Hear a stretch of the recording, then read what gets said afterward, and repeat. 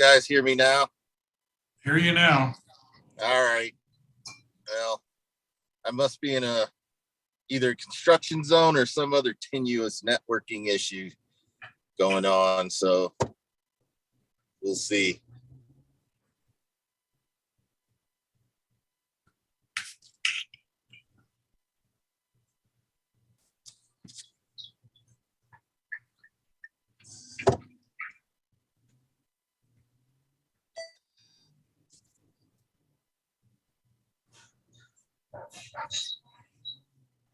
There's my good friend David. Hello, Adrian. Hello, Hello, Scotty. David. Doing good. I came early to say hi to all my friends before just listening in to the program tonight. Great. Yeah, and I enjoyed you last night at the Warren meeting. Yeah, we'll get you more involved. We finally got our as you can see, we got our audio video problem solved, and we're looking to improve upon them even more. So you can be a part of our meetings. That you guys worked on it and solved it. Yep. Because you really solved it in a big way. Yeah, we're happy because we want you to be the part of our meetings whenever you can. Well, I want to be too. That's good. So did you get my email about the book that I want to buy from you? Yes, I did. The book that you're thinking of is not in print yet. Oh, okay. You'll probably be able to get it on Amazon. Okay, well that'll be perfect. I will wait until then. And hopefully you like my moon picture I sent you. Or you'll be able to get it directly from us, and then we can autograph it. I will do that. I did that for the other book too, which I've enjoyed reading. And your poetry last night inspired me to take another look at that moon picture that I took. When the alignment, one shot that I'm taking is when the alignment on the 23rd, there's going to be a brief period where before civil dawn, I may be able to get all seven of the other planets, the waning crescent moon, and if I do a panorama, maybe a part of the galactic core over there. It's gonna be a very tough picture to get with us going through the twilights, but I'm gonna see if I can pull that off. That would be a very interesting picture. At the very least, try to get all 7 of those planets. Yeah. So that's kind of a goal of mine to see if I can pull that one off the 23rd looks like the best time to try it. You have to make sure to get a little bit of your ground as well so that you get an extra planet in there. Yeah, I'm going to try and get all of them except Pluto. The planet Pluto would be there too, but whether it's a dwarf planet or not, it's probably going to be washed out by the time Mercury rises. That's really the key. I'm going to be going where I've got a low horizon, and the goal is to shoot as soon as Mercury comes up. All of the planets will be in a line. Yep. And I'm going to see with the moon as well. Yeah, with the moon, exactly. So imagine that shot, moon with Earth shine and all the planets. Well, I may have to do a slight composite because I have to expose for all the planets, including Uranus and Neptune.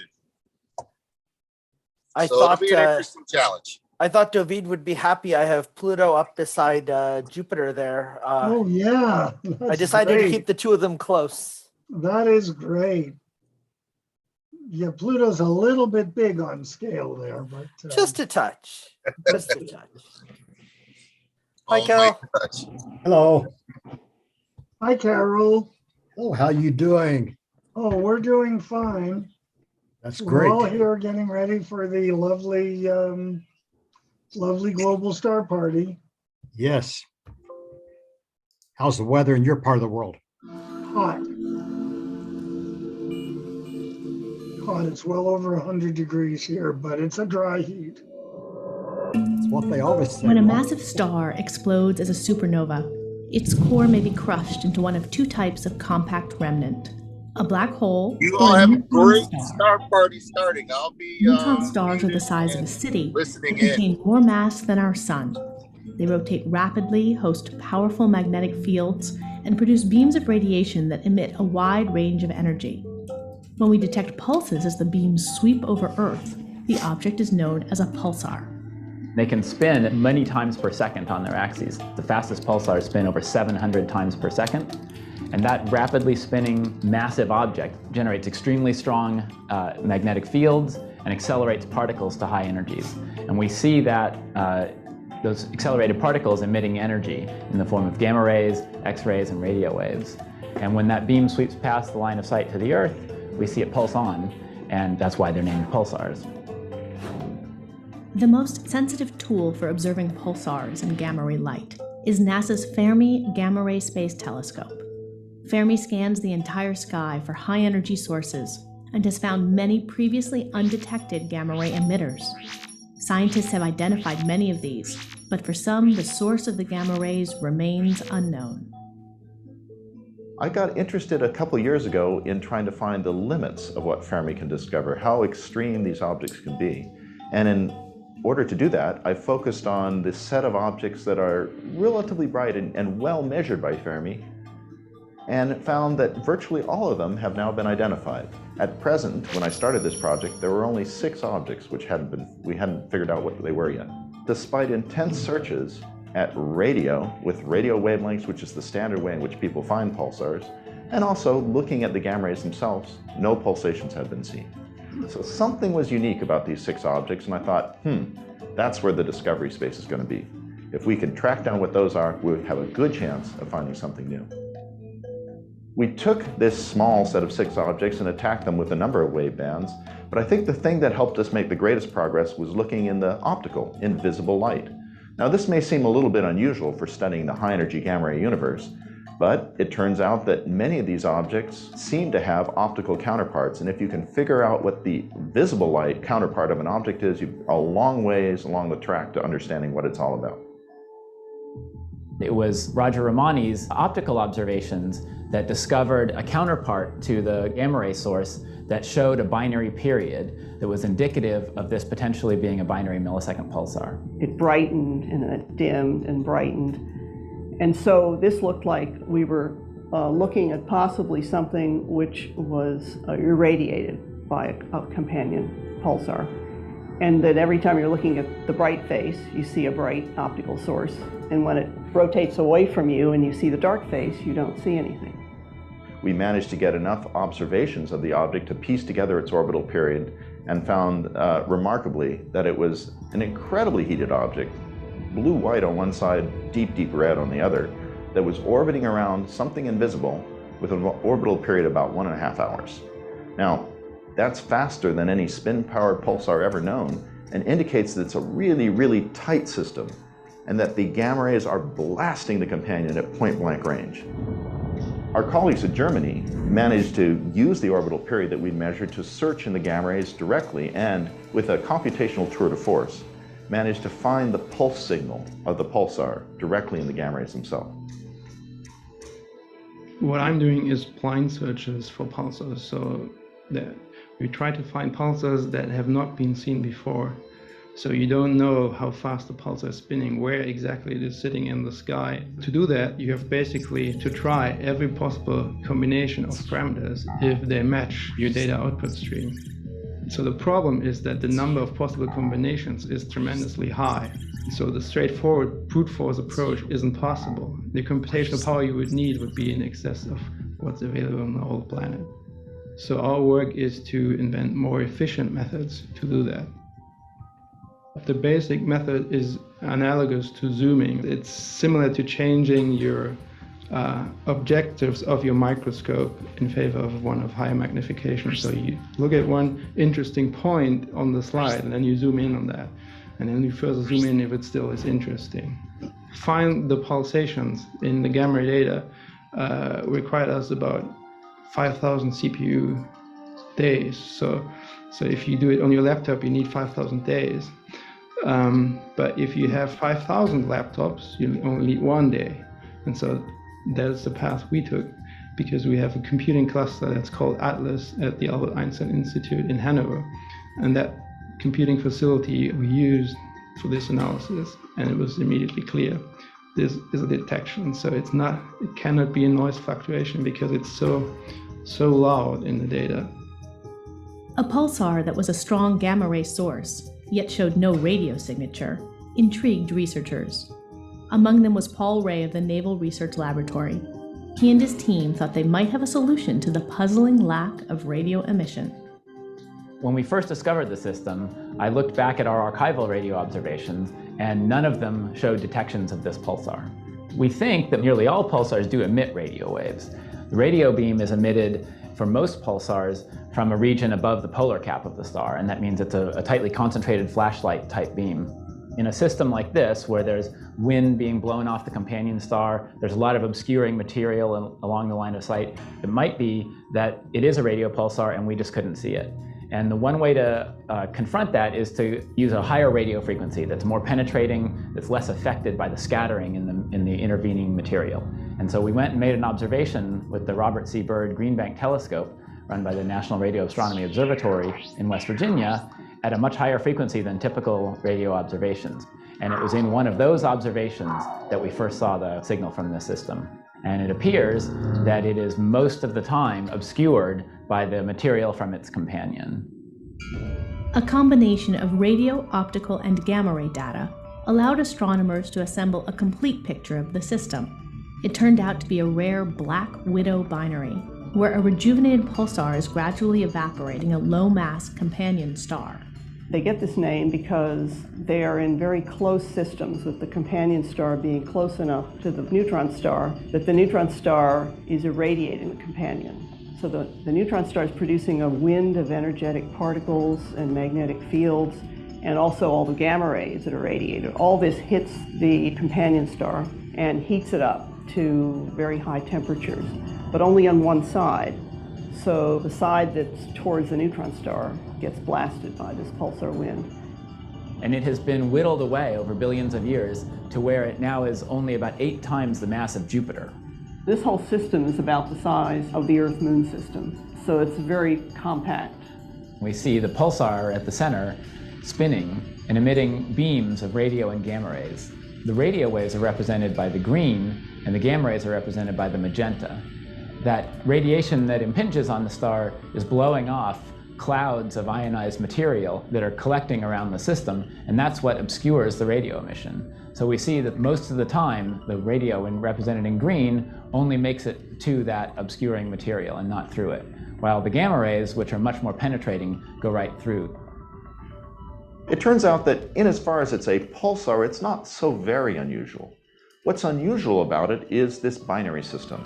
And the binary system seems to have, through its history, allowed this neutron star pulsar to accrete enormous amounts of mass. The measurements to date suggest that it's very heavy indeed. And heavy neutron stars push the absolute extreme of the densest matter in our visible universe. I say this because many people think of black holes as being exotic and the most extreme objects known. But after all, a black hole has collapsed to the point where nothing is visible. It's black. A neutron star is an object that's on the hairy edge of becoming a black hole, yet is still visible in our universe.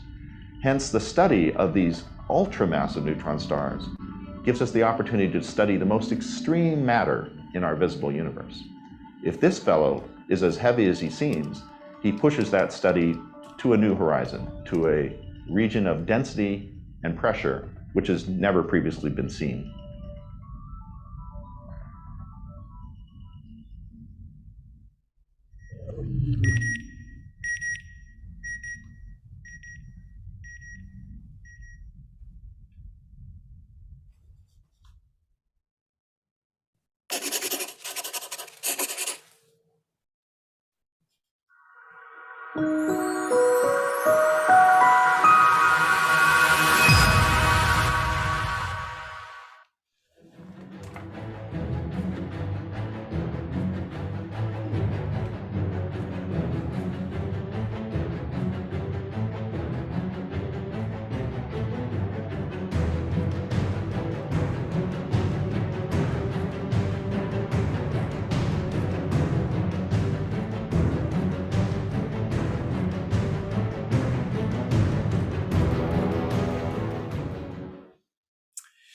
Well, hello everybody. This is Scott Roberts from Explore Scientific and the Explore Alliance, and you're watching the 96th Global Star Party. It's great to be back after a week off, and we are excited to bring you a great lineup of speakers. Of course, we have David Levy with us, making introductions. Carrol Iorg joins us once again from the Astronomical League. He's the president of the Astronomical League, so we're happy to have him, of course. J. Kelly Beatty from Sky and Telescope magazine is with us after a long hiatus. It's really wonderful to have him back on the program. So he's going to be talking about the globe at night. And then we have Professor Karim Jaffer from the Royal Astronomical Society of Canada, the Montreal Center. I'm not sure exactly what his talk is tonight, but he always has a great one. So I'm looking forward to it, as I always do. Bob Fugate is on tonight, and his talk is about laser beacons, guide stars to new discoveries in the cosmos. This is something he knows a lot about, and so I think you're going to find it fascinating. Young Navin Senthil Kumar is coming on tonight with the NOVAC, the president, Paul Severence. So that should be interesting as well. And then we have Maxi Falieres, who's joining us before he has to make dinner. So, that will be our first session. And then we follow up with the second session, including Marcelo Souza, Conal Richards, Adrian Bradley, and Cesar Brollo. So it should be a great one, and I hope you enjoy it. But we're going to get started with our beloved David Levy. David, how are you, man? Oh, I'm fine, thank you. And it's good to see you. It's good to see all of you, Carrol. It's good to see Kelly after a while absent. Yes. And I saw Kelly in person just a couple of weeks ago. Indeed. Right. Flagstaff. We were both at the Carolyn Shoemaker Memorial Service. And we thought that was going to be a lot of fun. And it turned out, it was fun, but in a very sad way, because we miss Carolyn very, very much. And as soon as I got there and I saw the rows of chairs and this lump formed in my throat, and right at that same moment, I bumped into Patrick Shoemaker, and right away I told him this is going to be tougher than we thought. And he started to cry, and we embraced, and he said, I know, I feel that way too. And it was very, very special. In fact, Patrick gave a very, very nice eulogy for his mom. Anyway, we have our Global Star Party tonight. We're reaching out into the cosmos as our theme tonight.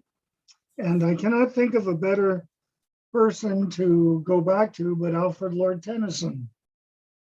I kind of wish I had known him because he was an amateur astronomer. He had a telescope. He would definitely have been on our Global Star Party if he were still alive today. Mm-hmm. But he loved looking through that telescope on the Isle of Wight. But he had the option to use DAWS, the famous double star observer at a large refractor in London. And he had permission to use that anytime he wanted to. And he really did enjoy that. I'm going to quote today from his greatest poem, In Memoriam. He wrote it kind of evolved after he lost his closest friend in around 1830. And he didn't realize that he started writing a few quatrains in memory of his friend. And he didn't realize that he was going to write an elegy until he found he had written so many of them. So I have a couple of quotes from In Memoriam to share with you today. The first has to do with the discovery of Neptune. A time to sicken and to swoon when science reaches forth her arms to feel from world to world and charms her secret from the latest moon, referring at the time to Neptune, which had been discovered only 4 years earlier. And we also have a lot of what he says about organic evolution in this poem, in which he words, in which he words the theory of evolution, Darwin's theory, into this beautiful poetic lines. Contemplate all this work of time, the giant laboring in his youth, nor dream of human love and truth, and dying nature's earth and line. But trust that those we call the dead are breathers of an ampler day, for ever nobler ends. They say, the solid earth whereon we tread, in tracks of fluent heat began, and grew to seeming random forms, the seeming prey of cyclic storms, till at the last arose the man who rove the and branded from time, climb to climb, the herald of a higher race to shape and use. Arise and fly, the reeling fawn, the sensual feast, move upward, working out the beast, and let the ape and tiger die. As we get to the end of In Memoriam, Tennyson really starts to think about cosmology,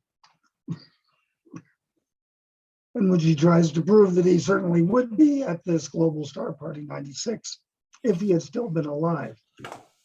He is no longer alive, but his great-grandson, Jonathan Tennyson, who I do know is working right now as an astronomer in comets and other areas like that in London. But anyway, he was thinking about the expansion of the universe, which was just becoming a big topic at the time. And he was wondering if the universe was going to expand forever, or if it was going to stop expanding and then have a big contraction again with a big crunch. Right now, the local politics of science is that the universe will expand forever. But I don't believe that will last. I think the swing will go back and forth. So I'm now going to finish with a quote from the very end of In Memoriam, where he now takes the idea of the universe approaching a final end. And in the end, he actually goes back again to the loss of his friend. That friend of mine who lives in God, that God, which ever lived in love. One God, one law, one element, and one far off divine event to which the whole creation moves. Scotty, thank you, and back to you. Wow, that was wonderful, David. Thank you. Thank you very much. Thank you. Well, that's wonderful.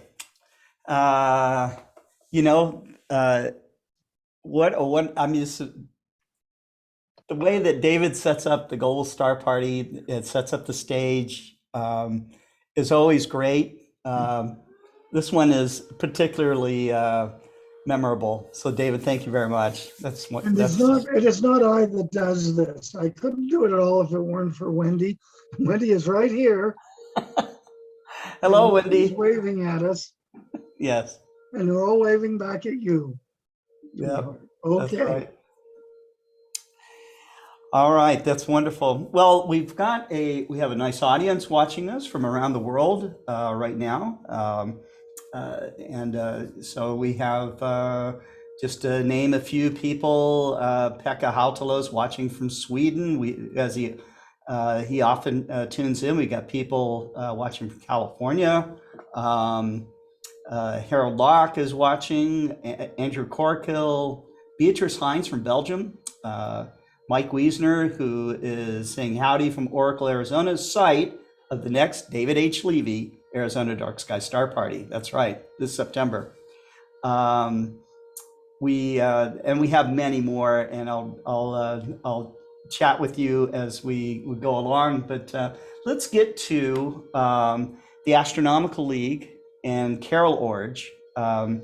The Astronomical League is the largest federation of astronomy clubs in the world, with over 300 clubs and over 20,000 members, and they are growing all the time. They serve the astronomical community through, fellowship, through their events, through their member clubs, their regional organizations.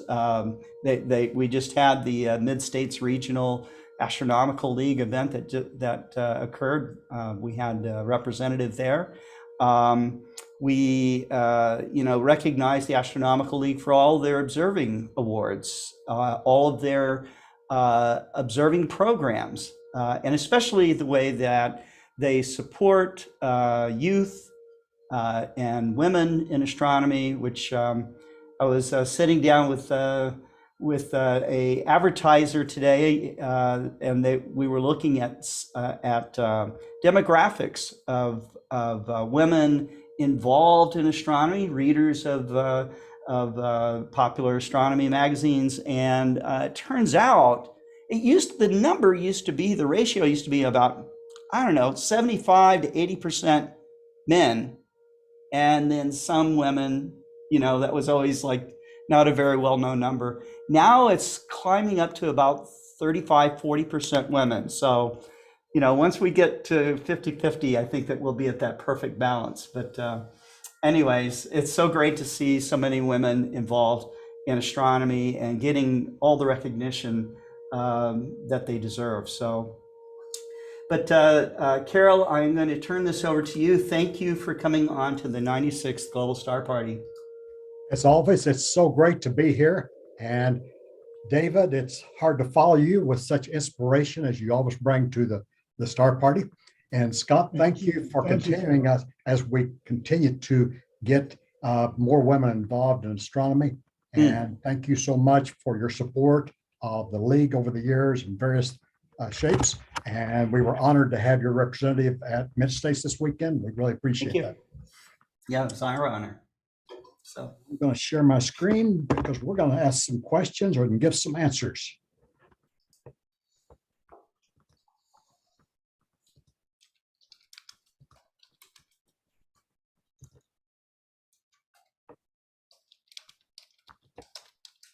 Everybody see that? Yes. Okay.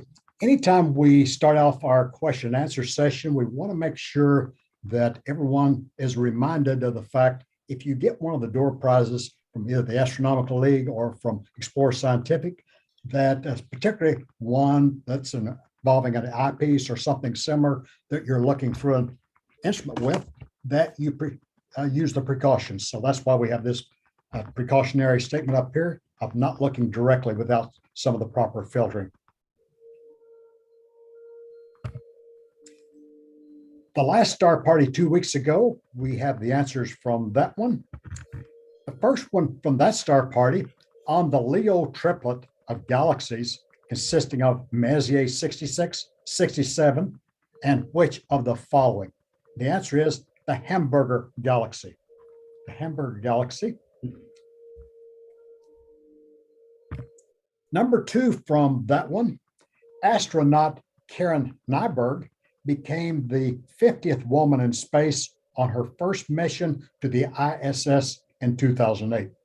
While in space, she crafted and stitched together a toy dinosaur for her son, which she made from scraps of fabric recycled from what? Interesting options here: discarded lens, cleaning tissues from telescopes, worn out socks from spacewalks. But no, that's not the right answer. The correct answer is that's the one I thought it was. The Russian cosmonauts' food containers. Very creative, I would say. Answer number 3 to that last Star Party. The Hubble Space Telescope recently discovered the most distant known star. The star is called Earendel. I think I'm pronouncing that correctly. The name comes from which fantasy writings? The answer is the Silmarillion. The other options were Harry Potter and the Wheel of Time. The correct answers from that May 24th meeting, and I see some familiar names on here who are always with us, and we really appreciate their tuning in almost every week. Cameron Gillis, John Williams, Michael Overaker, Adrian Bradley, Andrew Corkill, I think he's on tonight, Josh Kovac, and Rich Kraling. And as is the custom, we draw door prizes once a month from the winners from each week and give final winners. And so the winners for May are Don Nab, Andrew Corkill, and Adrian Bradley. Now we get to the, yeah. So have a few repeat winners there, but tell you, we've got some smart cookies in this group. See some repeating winners. They always go to the trivia books, or they have it in their mind ahead of time. So that's wonderful. The first question for tonight: which unlikely Apollo lunar landing was canceled after an oxygen tank exploded? Which unlucky Apollo lunar landing was canceled after an oxygen tank exploded? Send your answers to secretary@astroleague.org. Number 2, the planet Jupiter has a mass that is, first option, equal to the combined masses of the Earth and Mars, equal to the combined masses of Saturn and Pluto. I guess technically we can't include Pluto anymore, but some of us are diehards, aren't we? The third one, equal to the combined masses of Saturn, Neptune, and Uranus. And the last option, greater than the combined masses of all the planets. And again, send your answers to secretary@astroleague.org. You can just exclude my reference to Pluto there. Sorry about that. Question number 3. A comet's tail points in which direction? First option, toward the sun. Second option, toward the Earth. The third option, behind the comet in its orbit. Or number 4, away from the sun. And again, send your answers to secretary@astroleague.org. The upcoming Astronomical League Live that's held monthly each month on this channel will happen on Friday, June 17th, 2022 at 7 p.m. Eastern Daylight Time. Our featured speaker will be Dr. Caitlin Ahrens, and her topic will be Mars geology. And it promises to be a very interesting talk. We don't hear about that aspect of Mars very often, so I'm looking forward to it. And you'll notice our logos for ALCON 2022, the National Convention, the Astronomical League. The flyer is up there. This is a reminder that there is still time to register for that event, which is the last week in July.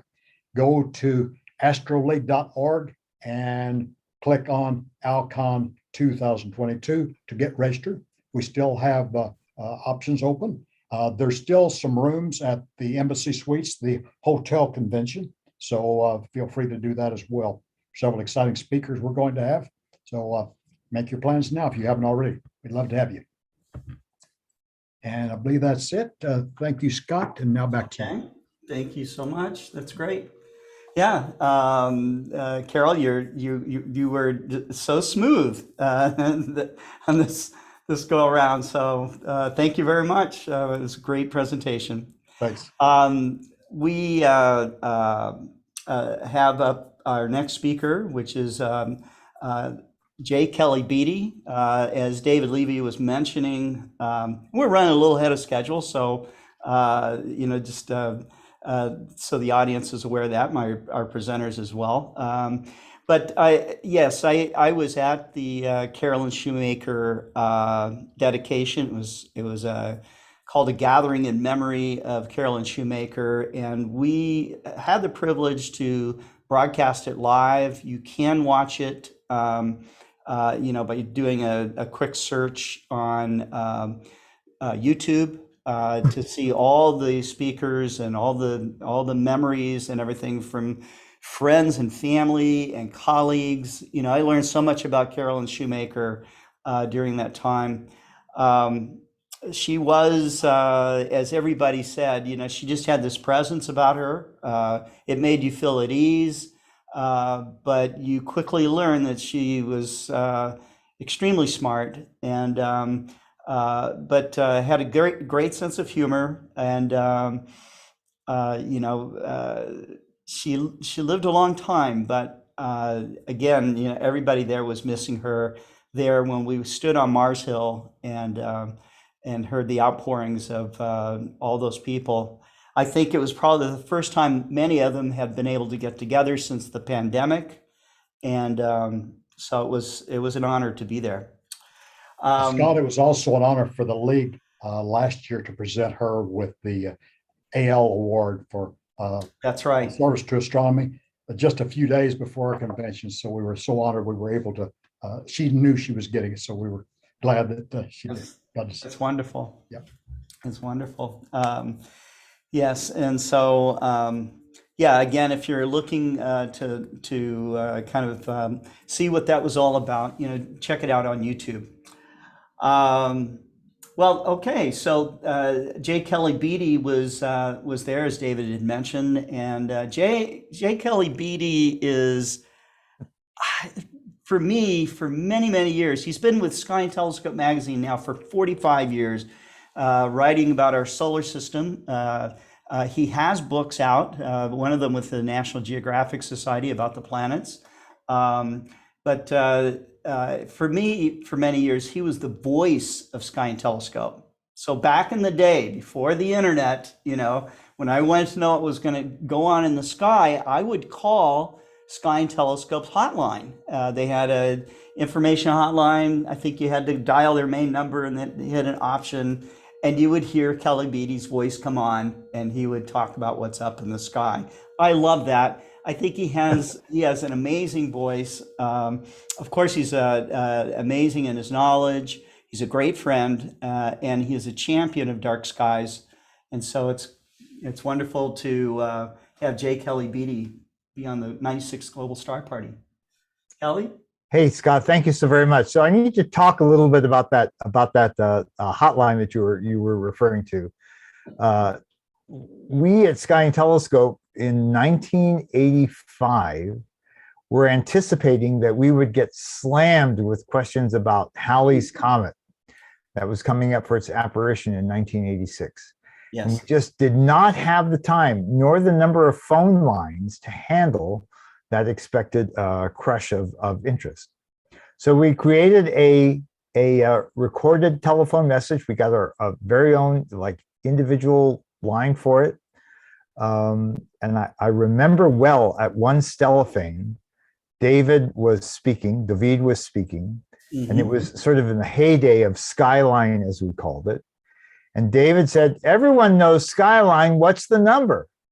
And everyone kind of in the audience, at Stellafane, there's 1,000 people, and they kind of yelled out in unison, 617-497-4168. You remember that, David? That was... I remember the number very well, Kelly. Yeah. Oh, yeah. And so we got to the point where we were getting thousands of calls a week. This is pre-internet. And we got a special commercial grade voice answering machine that would handle 2 lines at once.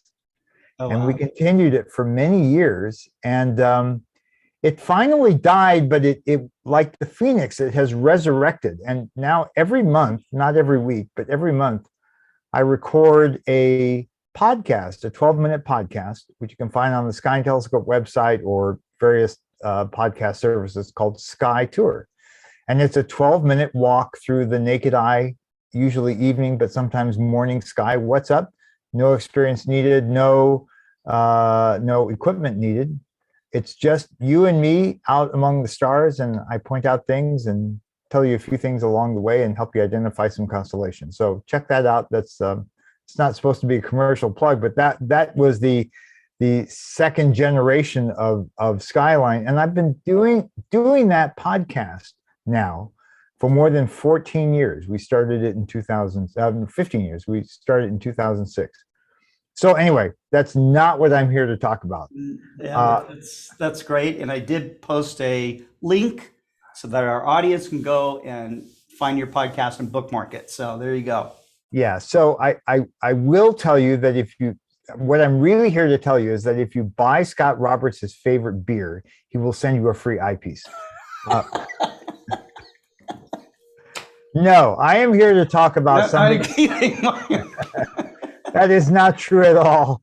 I'm here to talk about something that's near and dear to my heart, which is Globe at Night. And since this is a global star party, I figured this was a very appropriate thing to talk about. You know, we amateur astronomers go out into the night, and we judge how good a night it's going to be by how faint the stars are that we can pick up by eye. If we live in a light polluted environment like a city, or if there's a bright moon out, we don't see as many stars. We can't see as many faint objects as we otherwise would. And roughly, I don't know, 15 years ago, in consultation with NOAO, as it was called then, the National Optical Astronomies Organization in Tucson, Connie Walker particularly, created a citizen science campaign called Globe at Night. And GLOBE is actually an acronym for something about studying Earth. It's broader than just astronomy, and it was originally designed to be an activity for grade school classrooms. And it still is that, but it has taken on so much more of a persona and importance. And I want to talk about that tonight. So the website, first of all, is globeatnight.org. And what it does is ask you, as an observer of the sky, to go out and estimate the faintest stars that you can see, what we call the naked eye limiting magnitude of your night sky, no matter where you are, what your circumstances are. And so, as you can imagine, this is very well suited to like a class of fifth graders. You know, they all go out and they check it out, and then it's a homework project, and they come back in. And in fact, I have used this as a homework assignment for my high school astronomy class when I was teaching some years ago.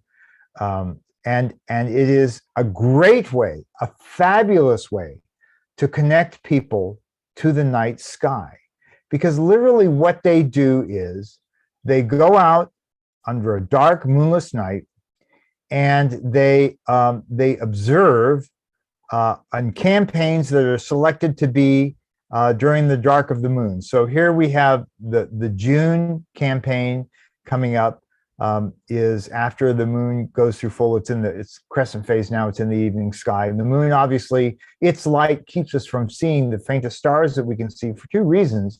One is that the moon scatters light into our atmosphere, and it makes the night sky bright, and also it keeps us, our human eyes, from becoming fully dark adapted. So later this month, there will be a campaign when the moon will no longer be in the sky. And the idea is that you go to the constellation of Hercules in the night sky, which will be, for us in North America, will be well up in the north sky, almost to overhead. And the idea is that you use the charts that are downloadable.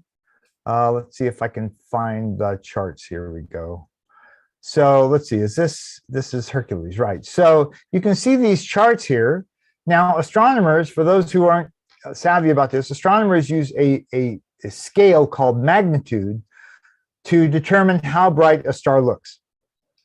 And it's counterintuitive. The higher the number, the fainter the star. It's kind of like running a race. You want to come in first place, not sixth place or 20th place. And so the higher the number, the fainter the star that you can see. And these charts that you see here that I'm showing you show the sky at different levels of magnitude for the target area, which in this case happens to be the constellation Hercules, which I showed you was high up in the north. So the idea here is you take this chart either as a printout or on your mobile device, whatever that might be, and you go outside and you let your eyes get adapted to the darkness. And when I say adapted, I'm not talking about just 5 minutes. Your eyes get adapted to darkness two ways. One is that the pupils in your eyes expand and allow more light to enter your eyes. Little known fact is that as you get older, your eyes don't dilate as much as they used to. After the age of 40, when you're a kid, it's like your eyes are 8 millimeters across. That's roughly a third of an inch when your pupils are wide open. And after the age of 40, you lose about roughly 1 millimeter per decade of age. So I always told my fifth graders that there was something they could do that their parents could not. and that was see stars that were fainter than their parents could.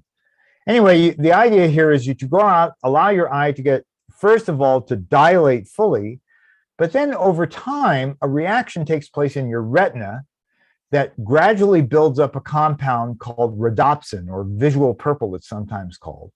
And this kind of puts your retina on steroids, and it allows you to see fainter and fainter and fainter things. And that process of building up the rhodopsin in your eye takes, you know, the better part of an hour or even longer than an hour. So to do this process right, you really need to go out and just sort of sit in the darkness for a while and let your eyes adjust. And then the idea is you look up at this target area, whatever it might be for that particular month. In this case, it's the constellation Hercules, and you match these charts to the number of stars you can see in the sky. And you can see here that the fainter the number, the higher the magnitude number, the more stars you can see, the fainter stars you can see. Okay, so let's say, for example, a typical suburban sky, you're going to see either magnitude 4 or magnitude 5, one of these two charts here. So let's say that you've made that comparison with the nighttime sky, and you now have a number. Well, then you want to report that, and you go to this website, click on report. It knows what the time and date are. It probably knows where you are. For anyone who wants to steal all my telescopes, that's where I live. And then you show, all right, so I've got, let's say, a magnitude 5 sky. Over here, I type in the conditions, no street lights. And then here you click, it was clear and very transparent, whatever it might be. And then down here, you've already told them what the magnitude is that you saw, and then it replicates that chart. And then you submit your data. Now, that is all you need to do. And once you do that, your data, oops, I'm sorry, clicked on the wrong thing. Your data, that dot that you point, becomes part of this global, I picked 2022. Let me see. Let's go to, where's the current one?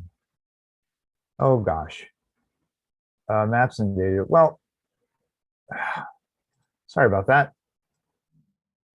Here we go. So we'll use that's data for 2021. We'll use this one, which is 2020 data, just for kicks. And here is a map of the Earth. And every dot that you see here in 2021. Here I have the key here. So now these are all the dots that have been submitted since the beginning of this year. And the darker this dot, the fainter the object. I'm going to go back to 2021, which was last year, the last complete year, where more than 21,000 measurements were submitted worldwide. Wow. And I want to show you this dot right here in the Falkland Islands, because this dot was submitted by me while I was on a cruise to Antarctica. And I'm saying, well, all right, so now you should be asking yourself, well, this is fun, but why should I do that? Well, first of all, if you're a 5th grader, to go out and make a measurement like this and submit the data, and then 5 minutes later see your dot on a map of the world along with everybody else's dots, that's cool in and of itself. But these data are really important for the following reason. Most everyone has seen, and I won't show you because they're too common, global maps. Well, I will show you. This is a global map of the world showing, it's color-coded to show you, that shows you all of the light pollution in the world as measured by satellites. These are satellites that look down at the Earth. They take pictures, and those pictures are recorded into data. We're too US-centric here, so I'm going to zoom in on Africa and the Middle East here. So you can see how the Middle East is very brightly lit, and Africa is pretty much dark, except for certain locations like there's this is I'm trying to think of this. Which country is this? Is that Cameroon? It's Nigeria. Oh, sorry, it's Nigeria. And then like Southern Africa down here, South Africa. You know, this shows you all of the lights around the world. Well, these satellites are measuring light that is going straight up into the sky. And it is counterintuitive, but the light that goes straight up causes the least amount of light pollution, believe it or not. Huh. Really, the most damaging light rays from the standpoint of creating light pollution are the ones that go just above horizontal out into the sky. Because they have a grazing path through a long path length through the atmosphere, and they scatter photons all along their path until they exit. So for example, I live about 20 miles from downtown Boston. When I look straight overhead, I am seeing light pollution over my head that was created in Boston for that reason. All right, so my point here is that these maps that you see and that we have all come to recognize are not realistic, because they don't show what the light pollution is that's going on at ground level. That's why we need these measurements from Globe at Night. And in fact, I was in conversation just today by email with a researcher named Christopher Kaiba, who's in Germany. He's one of the top light pollution researchers in the world, and he routinely uses this Globe at Night data to sort of give a ground truth to what the satellites are seeing. One of the problems with the satellites is that they are relatively insensitive to blue light. And modern LED street lights, among others, give off a lot of blue light, and the satellites just can't see it.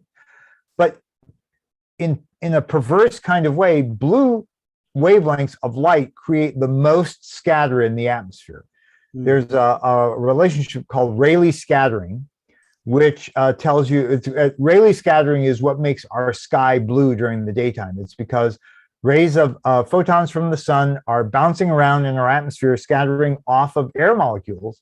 And blue wavelength photons, short wavelength photons, scatter much more readily than red ones do. It goes as the inverse fourth power for anyone who cares. And so blue light scatters far more readily than red light. And that means that blue light from an LED in downtown Boston is going to scatter light far more than a red light will. Okay, so Chris Kaiba and others use this data to sort of calibrate what they see in their images. Now, look, fifth graders going out and doing light pollution measurements, it is a fantastic exercise for them in terms of gauging their, connecting them with the night. There's not going to be a lot of rigor necessarily in what they're measuring. And so there's another way to do this, which you maybe saw on that fill-in form I showed you, and that's using something called a sky quality meter, which is this little gizmo.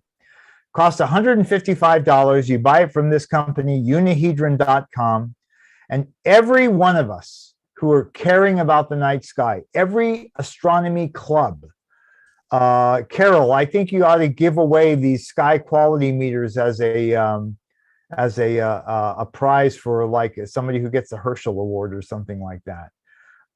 These are literally, they're the size of a pack of cigarettes, and they measure the brightness of the sky in a calibrated, repeatable way. And when you put this number in your Globe at Night measurement, it tells the researcher that this is a number they can believe in. Now, the number here that's shown, 19.66, it's a funny kind of number. It's magnitudes per square arc second, and I won't even pretend to try to explain that here. But 19.66 is not that great. That's probably about a 4.5 or 5th magnitude sky. You can see a fair number of stars. I would expect, Scott, probably you in Arkansas, you can see that. David's doing much better than that. I'm doing a little better than that. What you really want to do is get a 20-something, 21 is fabulous. Anyway, you take this number and you plug that into your Globe at Night reading. And the value of these Globe at Night measurements is not that you do it once, but that you do it over and over again from as many places as you can. I will show you one here from 2022, from the 2022 map. We're going to zoom in on Flagstaff, Arizona. If the map will refresh fast enough. Here's Flagstaff. A wonderful, Flagstaff is the first international dark sky city in anywhere as recognized by the IDA. And this little dot right here at Lowell Observatory, if it refreshes and comes back up, there it is right there. That was my dot with my sky quality meter with 6 magnitude taken the night before Carrol and Shoemaker's memorial when I was at Lowell Observatory for the stargazing session. So you can see I and thousands of other people, not just across the United States, but worldwide, are participating in this. And I think, Scott, I think we should encourage everyone listening to try this activity. It's a lot of fun for you and your family. You don't need a sky quality meter to have fun with it. It will become your connection to the night sky every time you do it. It forces you to look at the sky and look deeply at the sky. And I think that's a worthy goal for all of us. And that's it. Thank you very much. Thank you very much. I am going to post the link for Globe at Night. And it's really complicated. It's globeatnight.org. .org. And I have to concur with the pedagogical use of this just to get the students to go out and see how many stars in a constellation they actually can observe and start to understand the magnitude of the light pollution in their backyard versus a nearby park versus outside of the campus. It's really wonderful because it gets them looking. It gets them out. Yeah. Yeah. That's awesome. Thank you so much. Thanks again for coming on to Global Star Party, Kelly. Thank you. Well, up next is Professor Karim Jaffer from John Abbott College and from the Royal Astronomical Society of Canada, Montreal Center. Karim is one busy guy. He's always involved in education, whether it's to his own students or to the general public. He does all that he can to encourage youth in astronomy. He is just one of the, a group of amazing people in Canada that's doing incredible outreach activities in the best way possible. Some of the programs I've seen them put together, as I vicariously live these experiences through Karim, are just top notch. And I really take my hat off to him. Hey, I sent you my slides. I shared them with you. Okay. If I can't get it to work, which I'm not sure I can on the Mac, I'll never done it. We are going to, sorry, Paul, we're going to have to mute you. Okay. And anyways, I am going to turn this over to you, Karim. Oh, thank you so much, Scott. That was beyond kind. I'm happy to be back. I'm happy to be here for the 96th Global Star Party. Scott, can you believe it? It's just fantastic. So we're talking tonight about beacons of the cosmos, and I was really happy to see the reference being made to the pulsars by Scott. And I mean, those of us that teach, when we're talking pulsars, normally the analogy we give our students is a lighthouse, and the idea that the beam kind of comes back around and around and around again.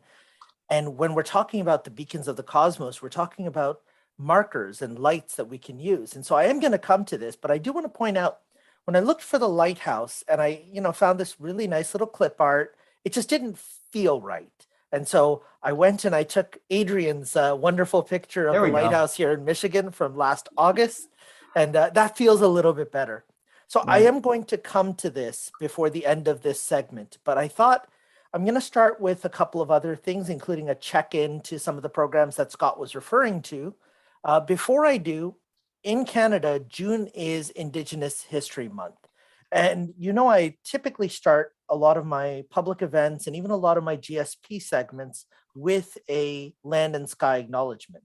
And the land and sky acknowledgement, in order to try to keep it not just respectful, but also contextual, I tried to talk a little bit about the moon this month. And right now we are at a first quarter moon. And this was taken yesterday evening by Roger Hyman from Space Oddities, previously from Astro Radio Reach Out and Touch Space. And if you look really closely at this image, you can actually see the lunar X and the lunar V. But I'm not going to show you that. I'm going to tell you how you can see that for yourselves in another program in a moment. What I want to talk to you about is this actual moon, because since it's National Indigenous History Month, I thought we'd look at a couple of the different indigenous cultures that we don't always talk about when I do these land and sky acknowledgements and what they see for the June moon. So if we look at the Cherokee tribes, they see the June moon as the green corn moon. And the Mohawks actually refer to it as the fruits are small moon. And the reason for both of these is because at this point, the crops are not at optimal yield. They're still young, they're still growing. So you don't want to be picking any of these crops. So by naming the moon, according to this idea, you discourage any youth and any members of your tribe from actually picking the fruit, because it'll be much more useful, much more worthwhile to wait just a little bit longer. When we look at the Mi'kmaq on the East Coast here in Canada, they come out right now in June and they see the leaves just absolutely luscious. And so they refer to this as the tree's fully leafed moon. And a lot of the settlers and even the Ojibwe from the Great Lakes region, they refer to this as the strawberry moon. And I thought it was really cool this past week where I was at a conference, and in the morning as I was driving in, just at the waxing crescent moon, it was right after the new moon, there was a news report about the fact that the strawberry crop has started early and it's amazing yields and they're really sweet. And so I had to stop and pick up some strawberries on the way home. So this idea of the way in which the indigenous peoples refer to the moons and its connection to nature is one that I think we can all carry with us. Now, before I get into more of the check-in, I thought I need to give a call out to one of my students. I just want to, and I'm hoping David is still on because he's going to enjoy this. I've talked to you previously about the fact that when I talk to my students about the Galilean moons of Jupiter, I give them this activity. It's a short little visual lab where they watch the 4 Galilean moons and they determine the period of orbit. They determine the radius of orbit from these little measurements, and they use that to determine the mass of Jupiter using Kepler's laws. And then whenever I get a chance, I get them out on the field and I get them to actually see Jupiter and the Galilean moons. And it's a wonderful eye-opening experience for them. I haven't had as much of an opportunity to do that these past couple of years because of COVID. But lo and behold, 2 nights ago, one of my students messages me in the middle of the night, Olivia Ellman. She's in Italy with her family on a trip. And she went past the Galileo Museum and she made her entire family go in so that she could see the telescopes Galileo used to see the Galilean moons. So cool. And she even sent me Galileo's middle finger. I don't know if that was a positive or if that was some sort of a hidden message, but I'm just proud of the fact that she went out of her way, not just to go and look at these things, but also to send me the message to tell me, look at these pictures I took. I wanted to see this for myself. So I thought that was really special, and I wanted to share that with everyone. Now, a couple of weeks ago, when we had GSP 95, I mentioned to you the unfortunate news that Astro Radio Reach Out and Touch Space had been closed up because we had some trouble with the Astro Radio site with hackers attacking the system constantly. And it was just reached the point where it was not worthwhile for the volunteer group to keep it going. So I'm happy to say that last Monday, we moved to an online panel system with YouTube, and we now call ourselves the Space Oddities. And you can catch us live every Monday at 8 o'clock British summertime, which is 3 p.m. Eastern Daylight Time. And the very first show I was able to attend, this past Monday, yesterday, I was in meetings the whole day, so I didn't get a chance. So like the rest of the audience, I was wondering what I missed out on. So here's the lineup from yesterday. So you get an idea of what this panel show is all about. They talked about what's up in the night sky. They talked about the lunar letters, noctilucent clouds, the TRAPPIST-1 exoplanets, and the upcoming images that will start to come out in mid-July from JWST, supermassive black hole mergers, Martian rocks, Parker's solar probe, galaxies and metallicity measurements through the spectra, the Chinese rocket launch. And that was just the first half of the program. So the Space Oddities, it's a panel of just a bunch of space enthusiasts, space educators, and outreach people who just like to share the things that are in the news and banter with each other about them. So it's a lot of fun. I encourage you to join us every Monday, 3 p.m. Eastern Daylight Time. This link, bit.ly/space oddities, all small letters, will take you directly to our YouTube channel, and you'll see our live event come up every Monday. Other thing I wanted to mention is a new project that I've started. A few years ago, one of my colleagues here at John Abbott College was the McGill Shad counselor. He was the one who was organizing and coordinating the entire Shad campus.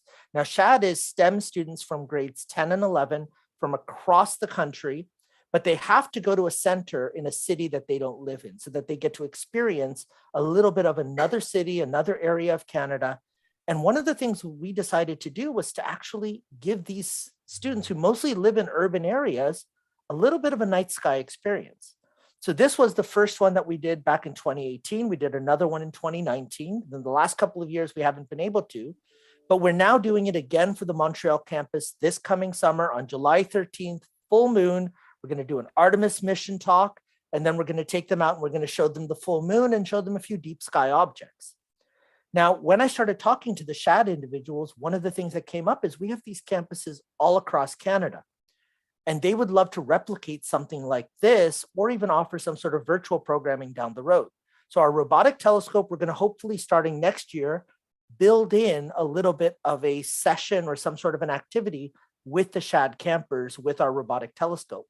But for this year, what I'm doing is I'm helping every single center that's interested to reach out to local RASC members or local centers or other astronomy clubs nearby to try to get them telescopes on the field for one evening during this 4-week program for these students. So it's really a wonderful thing to see these youth to start to see their eyes open as they're learning a bit of gravity, they're learning a little bit of space in class. When they come to this camp, they actually get to experience it for themselves. I also wanted to give you an update on the cosmic generation. As you know, David, myself, and many others, Scott, Carrol, we're all part of the mentor circle for the cosmic generation. The cosmic generation is currently planning their next event, which will be on Sunday, June 26th. It'll probably be mid-afternoon Mountain Time and early evening Eastern Time. It's, again, by youth, for youth. So stay tuned for details. Hopefully next week I'll have a little bit more information for the kids in the audience. But the other neat thing is the cosmic generation is going to be part of a RASC General Assembly as well as Alcon. They will have a table at Alcon. So if you are going to Alcon in Albuquerque, check out the cosmic generation. Go and talk to them, give them your support, give them a little bit of a shout out, because this is a group of youth that have taken it on themselves to really kind of try to inspire the rest of their classmates and friends and peers from across the world. As you know, I do another program here in Canada as part of the Education Public Outreach Committee called Creation Station, and we are open for submissions ages 5 to 17, whether it's stories, whether it's poems, whether it's drawings, videos, sculptures, paintings, you name it. If you want to share your imagination and you're a youth between 5 to 17, please visit rasc.ca/creation station and share your wonderful imagination with the entire world. Now, speaking of RASC, the Insider's Guide to the Galaxy, today we just had our first of our summer segments, and the summer schedule is now up on rasc.ca/insiders guide. But this one was kind of cool because it was all about globular clusters, and I don't talk about globular clusters enough. And it was fun the other day hearing Lou talk about globular clusters because, you know, they're just wonderful to sit and see. And I don't know about anybody else in the panel here or in the audience. I actually love counting some of the stars. I will sit there with M13 and I'll start counting, and I'll go as high as I can to see how many of those individual points of light. I can't counting. Yeah, I lost. You run out of numbers, right? Yeah. Oh, I did an image gathering for one of my students of Omega Centauri, and my jaw just hit the ground. I could not believe the number of points of light. And I think at one point I was sitting there with them and we were chatting and we started all counting together and we tried to do it systematically, pixel-like, left to right, top to bottom. And at some point we were arguing as to whether we were at 700 or 900 and we were still in like the top quarter and we gave up, that we could not go any further. So in today's program, they actually gave out the Globie Awards, and it's the most interesting globular clusters to observe and image. So I highly suggest that you take a look at this. But where most of our attention has been is our General Assembly. And our General Assembly is coming up at the end of this month. It's a virtual event one more time. Zoom links will be provided if you purchase tickets, and tickets are really, really reasonable. For general public, not members, it's $25. And keep in mind, this is 25 Canadian. So that's like the price of a Starbucks coffee, I think, down south of the border. Or 1 gallon of gas at the rate things are going. So tickets are very reasonable. For RASC members, they're $20, and for youth, they're $15. And it gives you an entire 4-day program, which includes not just amazing speakers, panelists, youth presenters, but also virtual tours on the Monday of Snow Lab and other locations, which is a lot of fun. The Sudbury Neutrino Observatory, your jaw will, you will not believe the setup there underground in that abandoned nickel mine. But the keynote for this entire General Assembly is a public lecture that every year we share hosting with the Professional Association of Astronomers here in Canada.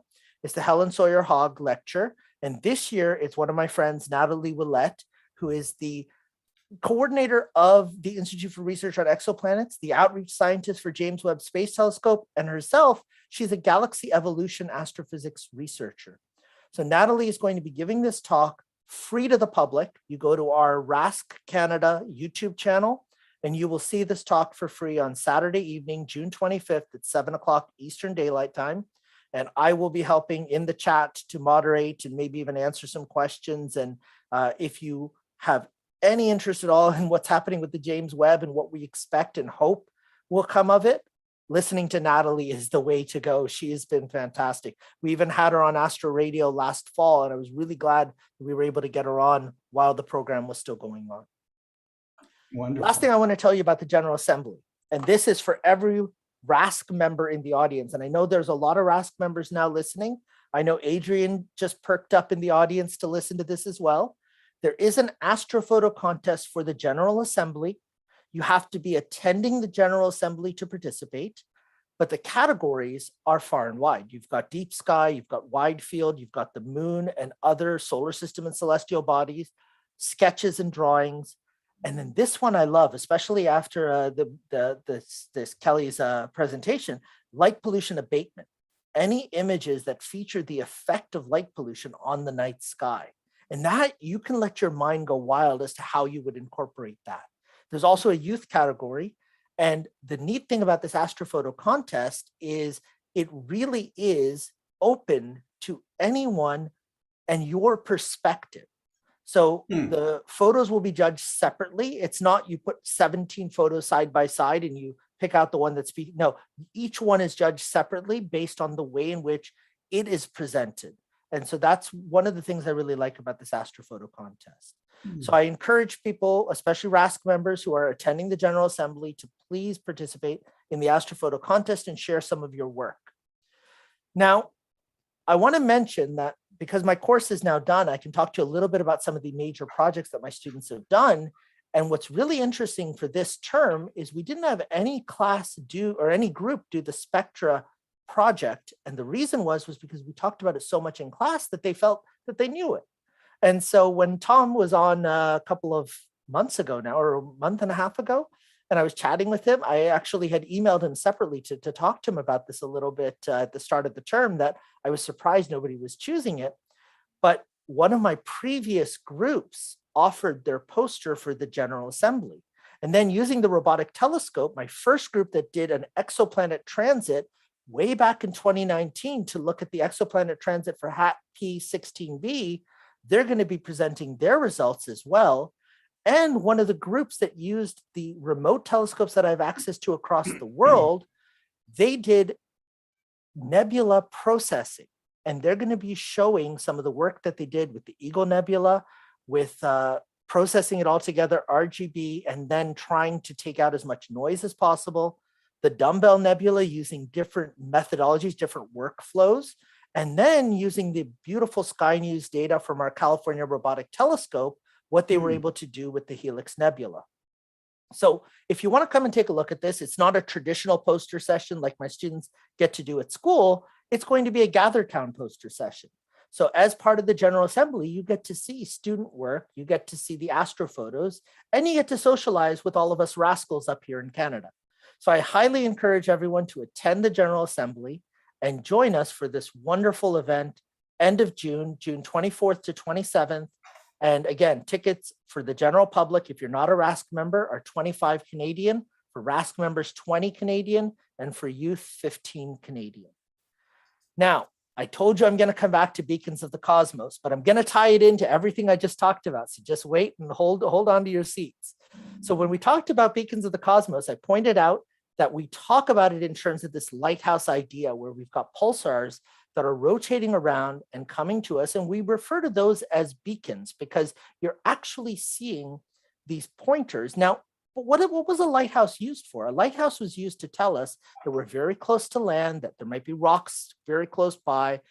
And based on the brightness and the intensity of the lighthouse signal, and in some cases, the rotational speed of the lighthouse, we were given different bits of information when navigating. How do we determine that idea of how close we are to something in space? And a while back, I think this was actually, last summer, I talked to you a bit about standard candles, this idea of the way in which we figure out distance in the universe. Within our solar system, you just send out radar pulses. They bounce off objects, they come back, and you figure out how far away the objects are because all those radar pulses just travel at the speed of light.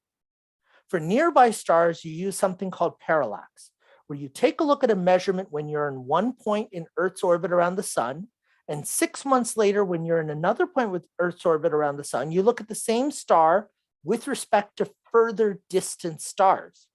And the star will have shifted just a little bit, like when you're looking out in the distance and you close one eye, then you close the other eye, and you see a shift. Well, that shift, the parallax angle, actually tells us the distance to those nearby stars. When we go beyond that, we tend to use things called Cepheid variable stars. There's this beautiful squiggly line sawtooth pattern that you can see here because Cepheid variable stars are our Lyrae, Cepheid type 2. All of those stars vary in the intensity of light that they give off in a very uniform fashion. Depending on how bright they are intrinsically, the period between peaks changes. So if you figure out the period between peaks for a Cepheid variable star, let's say it's 7 days, you know how bright it should be if it was close to you. Then you look at how bright it actually is, and it tells you how far away that star really would be. And that was the system that Hubble used to determine the distance to the Andromeda galaxy by looking at Cepheid variable stars in the clusters around Andromeda. Now, Dr. Barth just did an amazing talk on understanding the Hubble constant. And between the Cepheid variable star and using type 1a supernovae to figure out these really, really, really distant galaxies and exactly how far away they are, and then using the redshifts to figure out how far they're receding, we got this wonderful measurement of the expansion of the universe. But one question we always had was, how do we confirm that our theory is interpreting this correctly? We need another way to measure distance so that we can actually compare and see if it matches our expectations from Cepheid variable stars, from type 1a, even from the Tully-Fisher relation, which is the idea that the rotational speed of a spiral galaxy is related to how bright it is. All of these different measurement tools have to be self-consistent if we're actually interpreting all of these different phenomena correctly. And that brings us back to pulsars. Because remember, we said that pulsars rotate around, and whenever that beam of light crosses us here on Earth, we measure that beam of light and we figure out, okay, well, that intensity is the same as the intensity this many milliseconds later, this many milliseconds later. Therefore, it's the same object sending us signals. And it's actually incredibly precise and incredibly consistent. Slow period pulsars those rotate and give us pulses of roughly a second, and that's considered slow. Fast pulsars, you're measuring millisecond periods. And because they're so consistent with the spin rate from these pulsars, that's actually the first system we ever detected an extrasolar planet, was because it was interrupting the light at a very precise periodic moment. So that's not Pegasus 51b. Pegasus 51b, the one that we always talk about as the first planet, is because that one is around a main sequence star, so it could maybe actually be like Earth, or at least we thought at the time. The one that we found around a pulsar, it would be totally irradiated. There's no way anything could exist on it because the amount of radiation coming out of these pulsars is so intense, like we saw in that video at the start of today's event. So now, when we look for these pulsars, we can look in places in galaxies where we can catch multi-wavelength images. So I went out the other night to test out my new EV scope. And by the way, a shout out to Unistellar. I sent them calibration images from the Unistellar EV scope that I got during COVID times. And they agreed with me there was a problem with the optics. Within 2 weeks, they sent me a replacement EV scope. And then I just had to wait for clear skies.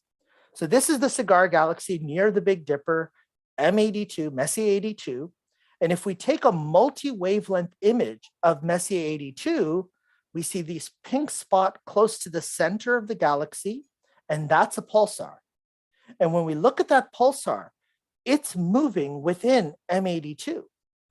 So if we capture that pulsar's period as it's coming at us, and 6 months later, we look at it again, we have the precision with the very long baseline telescope to determine the parallax of that pulsar.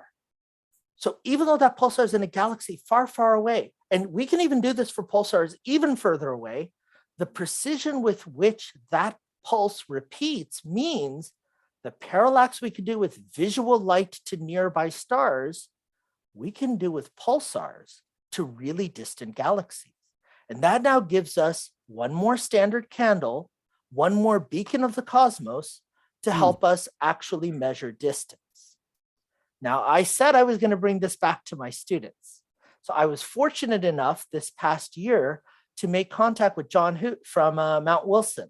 And John is one of the instructors at the SOAR, the Summer Observational Astrophysics Research Camp there.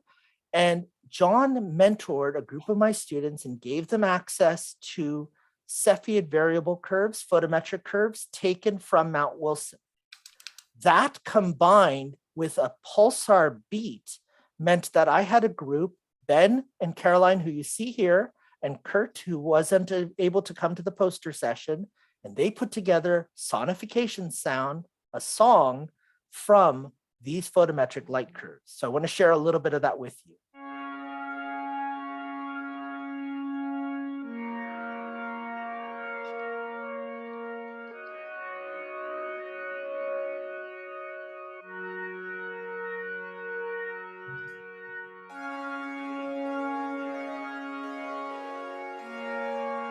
And now you can start to hear multiple periods overlapping with different frequencies and different tones, because they took different curves for different instruments and added them all together into a complex waveform to create music.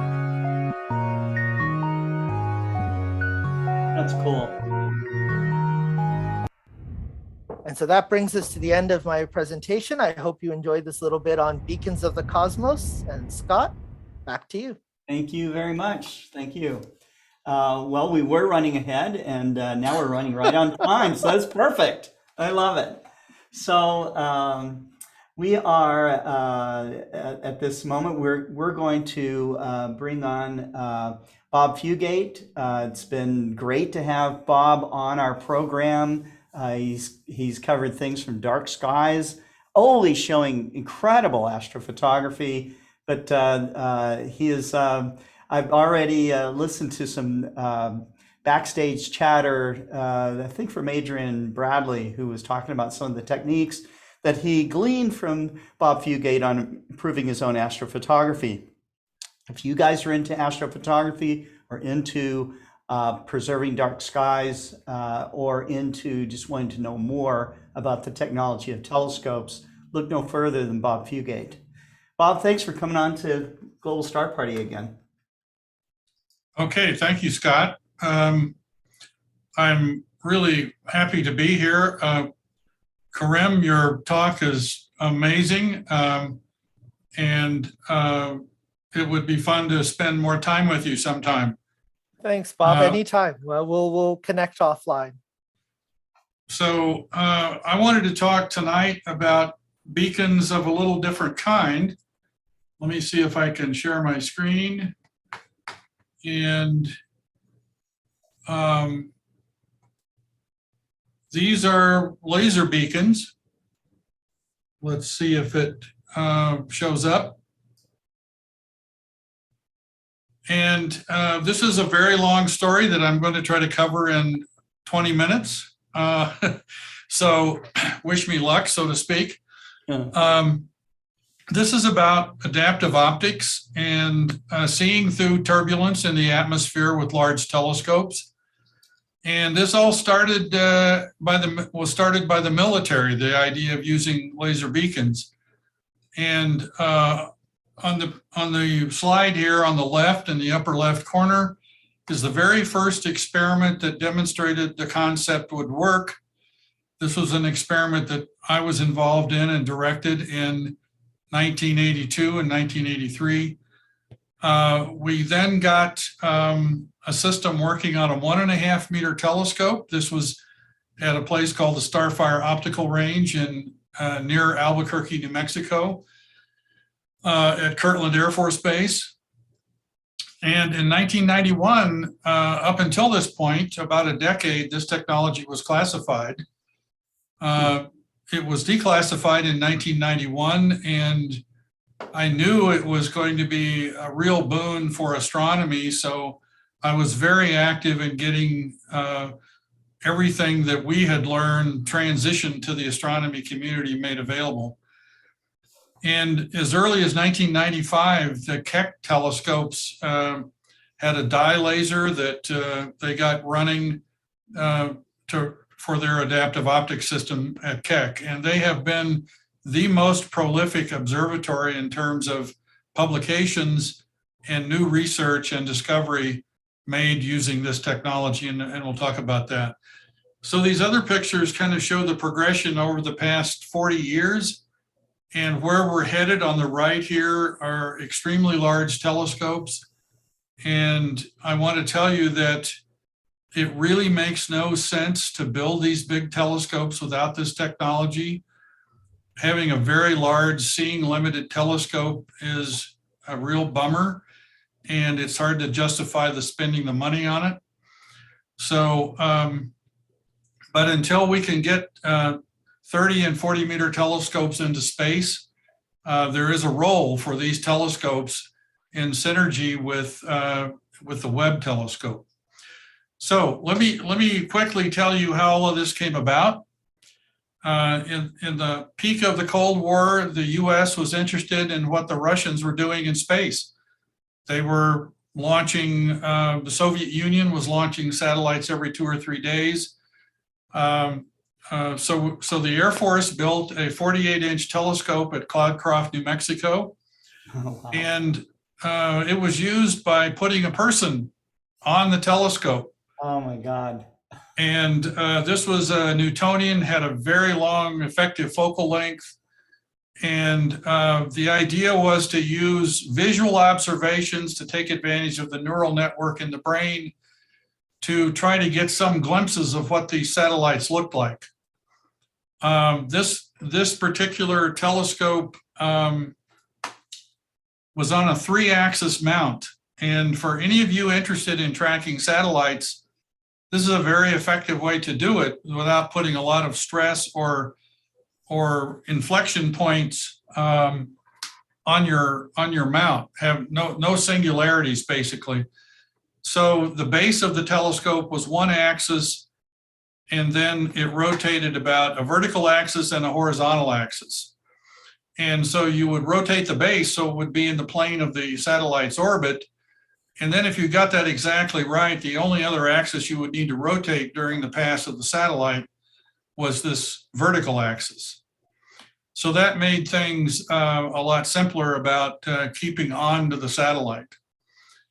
And I've been told, this fellow standing on the floor here, I actually worked for when I started working in the Air Force.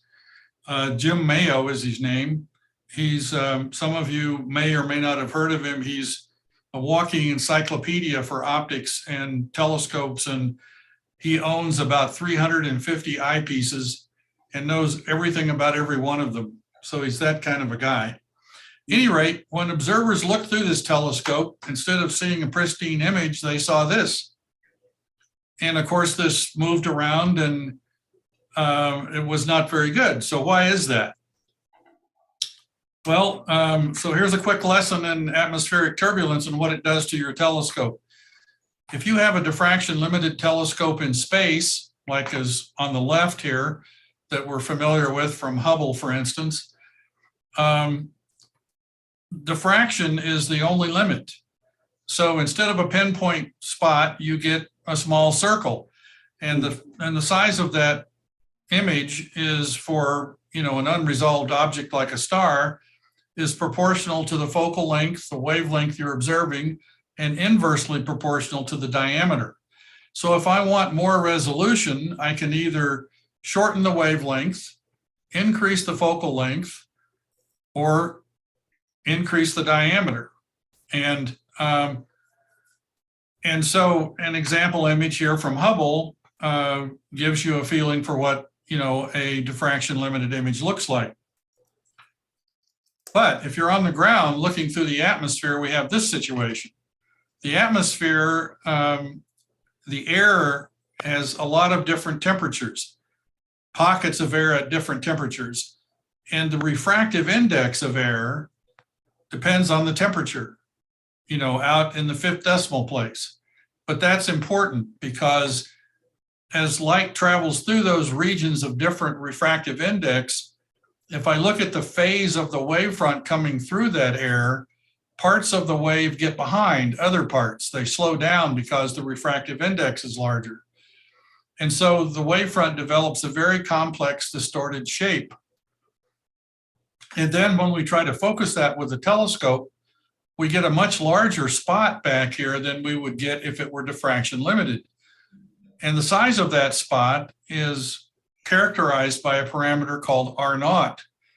This is the Freed parameter after David Freed, who invented it or discovered it or described it. And as a side note, for those of you who knew David and haven't heard, he recently passed away at 89. A very sad event for me, especially since I worked very closely with him for 40 years. So it's a really sad event. Any rate, so now our spot size, our resolution is now limited by R0, not by the diameter of the telescope. And R0 is typically, at the very best sites, 15 or 20 centimeters. So what that means is, if your telescope is bigger than that, if it's bigger than R0, you don't get any more resolution than you would get if you had a telescope the size of R0. And so what that means is I get the same resolution with an 8-meter telescope on the ground that I get with a 14-inch telescope on the ground. And what's quite interesting is, so, you know, okay, I get the same blurry image on an 8-meter telescope, I just get it faster. So that's the advantage of the big telescope. But it doesn't bring you any more resolution. You're limited by whatever the atmosphere is doing to you.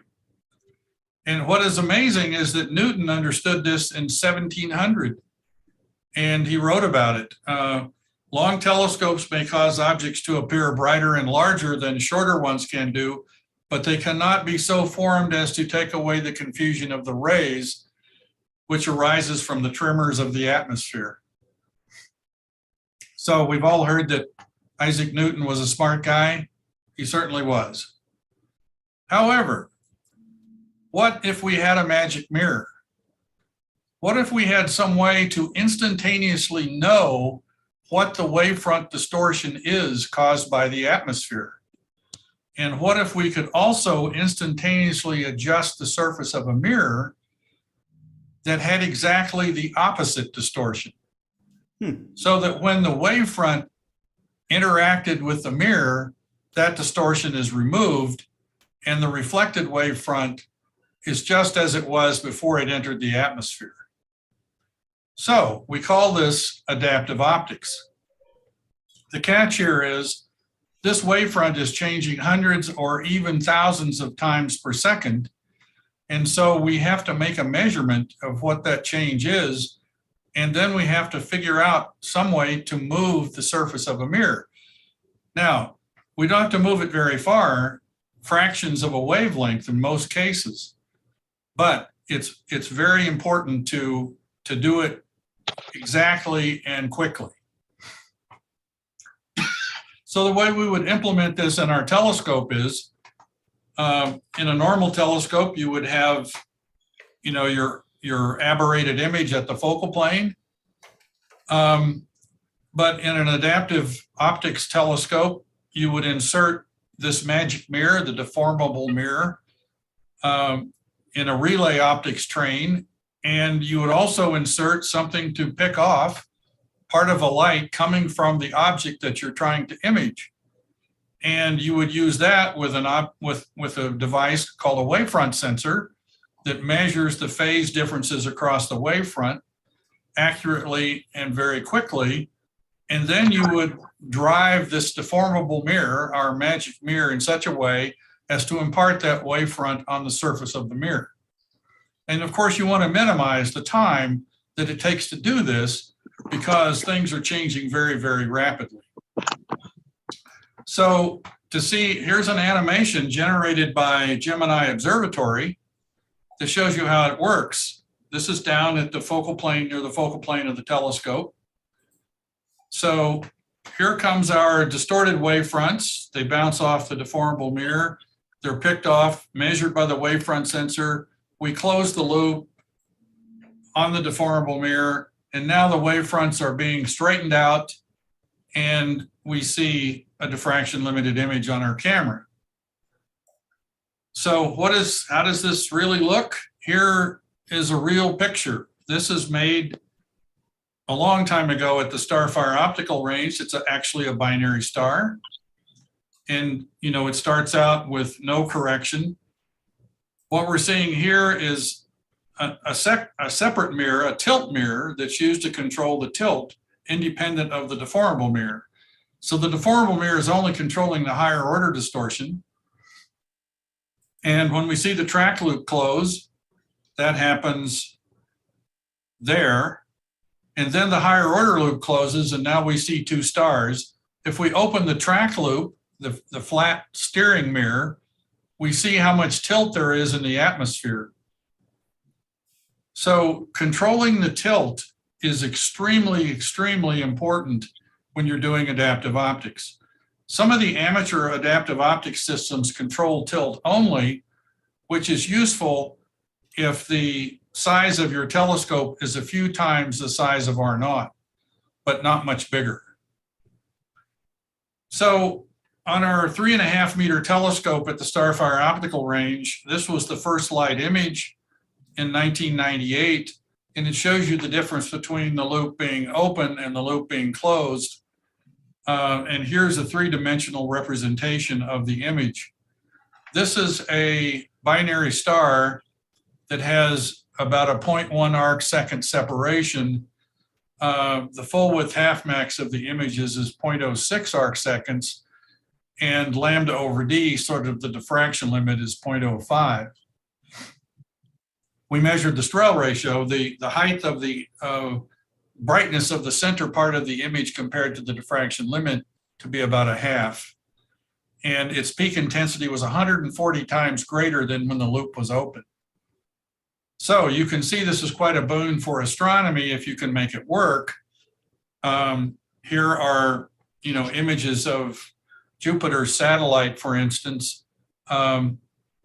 the images on the left were done just raw adaptive optics, and on the right, after some deconvolution to further correct the image. But what if our target is not bright enough to serve as a beacon for the adaptive optics? So this is the problem, right? The objects, natural objects in the sky only give us less than 1% of sky coverage. What if we want to look at something that's not very bright? Well, it turns out that you can create an artificial beacon using a laser. This concept was invented by the US military in 1981, and first experiments were done in 1982. And the objective was to use this, again, for imaging faint satellites.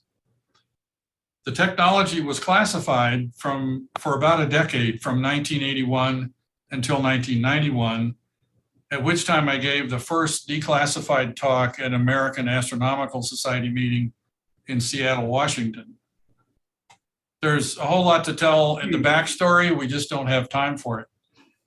So there's two ways to make a laser beacon. One is what we've heard about earlier, Rayleigh scattering, scattering off of atoms in the air, molecules in the air.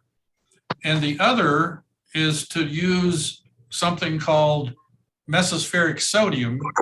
This is a layer of sodium that's about 95 kilometers above the surface of the Earth, that's replenished by meteors, micrometeors, and which release sodium on burning up and which hang out in the upper atmosphere. So the problem with Rayleigh scattering is the air gets too thin to make the beacon high enough. And for a large aperture telescope, the rays coming down at the edge of the telescope are not nearly parallel to rays coming from infinity. And so you make an error by not measuring all of this part of the turbulence. If you can get the beacon higher at 90 kilometers, then this area that you're making the error on is much less, and you can use a much larger telescope. So a Rayleigh beacon is good for like a 1.5 meter telescope. A sodium beacon is good for like a 10-meter telescope. So that's kind of what the astronomers are interested in. We see the sodium layer, mesospheric sodium, in a lot of ISS pictures. Here's one. You can see that it's kind of concentrated, a brighter orange here. There's a green band above it, which is probably air glow generated from oxygen. And the way this looks in practice is like this. This is a picture of the 3.5 meter telescope just south of Albuquerque. It's at Kirtland Air Force Base, as I mentioned before. And it's quite visible to see this yellow beam in the sky from, a mile or so away. It's quite exciting to see it actually, because it just looks like it goes forever, but it doesn't. It runs out as the air runs out. And if we try to look at the upper part of the beam here, this image was taken with a 35 millimeter lens, but I'm going to blow it up. Even at 35 millimeters, you can see what's going on here. The Rayleigh scattering peters out at about 20 kilometers. And you then see at 95 kilometers, the sodium atoms glowing from the resonant excitation by the laser. And then in this case, it was pointed at a 5.5 magnitude star. And I picked that star because I wanted to show that the beacon was about as bright as a 5th magnitude star. A 5th magnitude star is quite adequate for doing the adaptive optics. So you can point this beacon anywhere in the sky and generate the signal you need for your wavefront sensor and your adaptive optics. Here's a little better picture made with a longer focal length lens.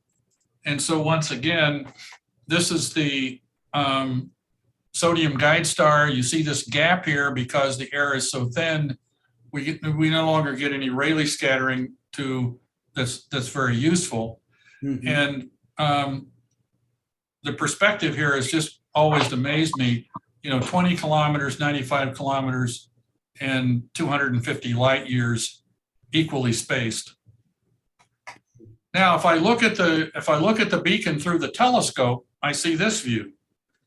So this is from a camera looking through the 3.5 meter telescope, and all of the stuff you see in the lower part of the image is Rayleigh scattering. And this is the sodium guide star. We're looking end on at it here, or nearly end on. This laser is projected off the side of the telescope slightly. And so really what we're interested in only is the light coming from this round, bright object, which forms the beacon. So in order to not confuse the wavefront sensor, we put a field stop just around the laser guide star, blocking all of the Rayleigh scattering.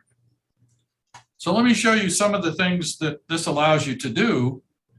Well, one of the things is my colleague Jack Drummond used it to make measurements on moons around asteroids.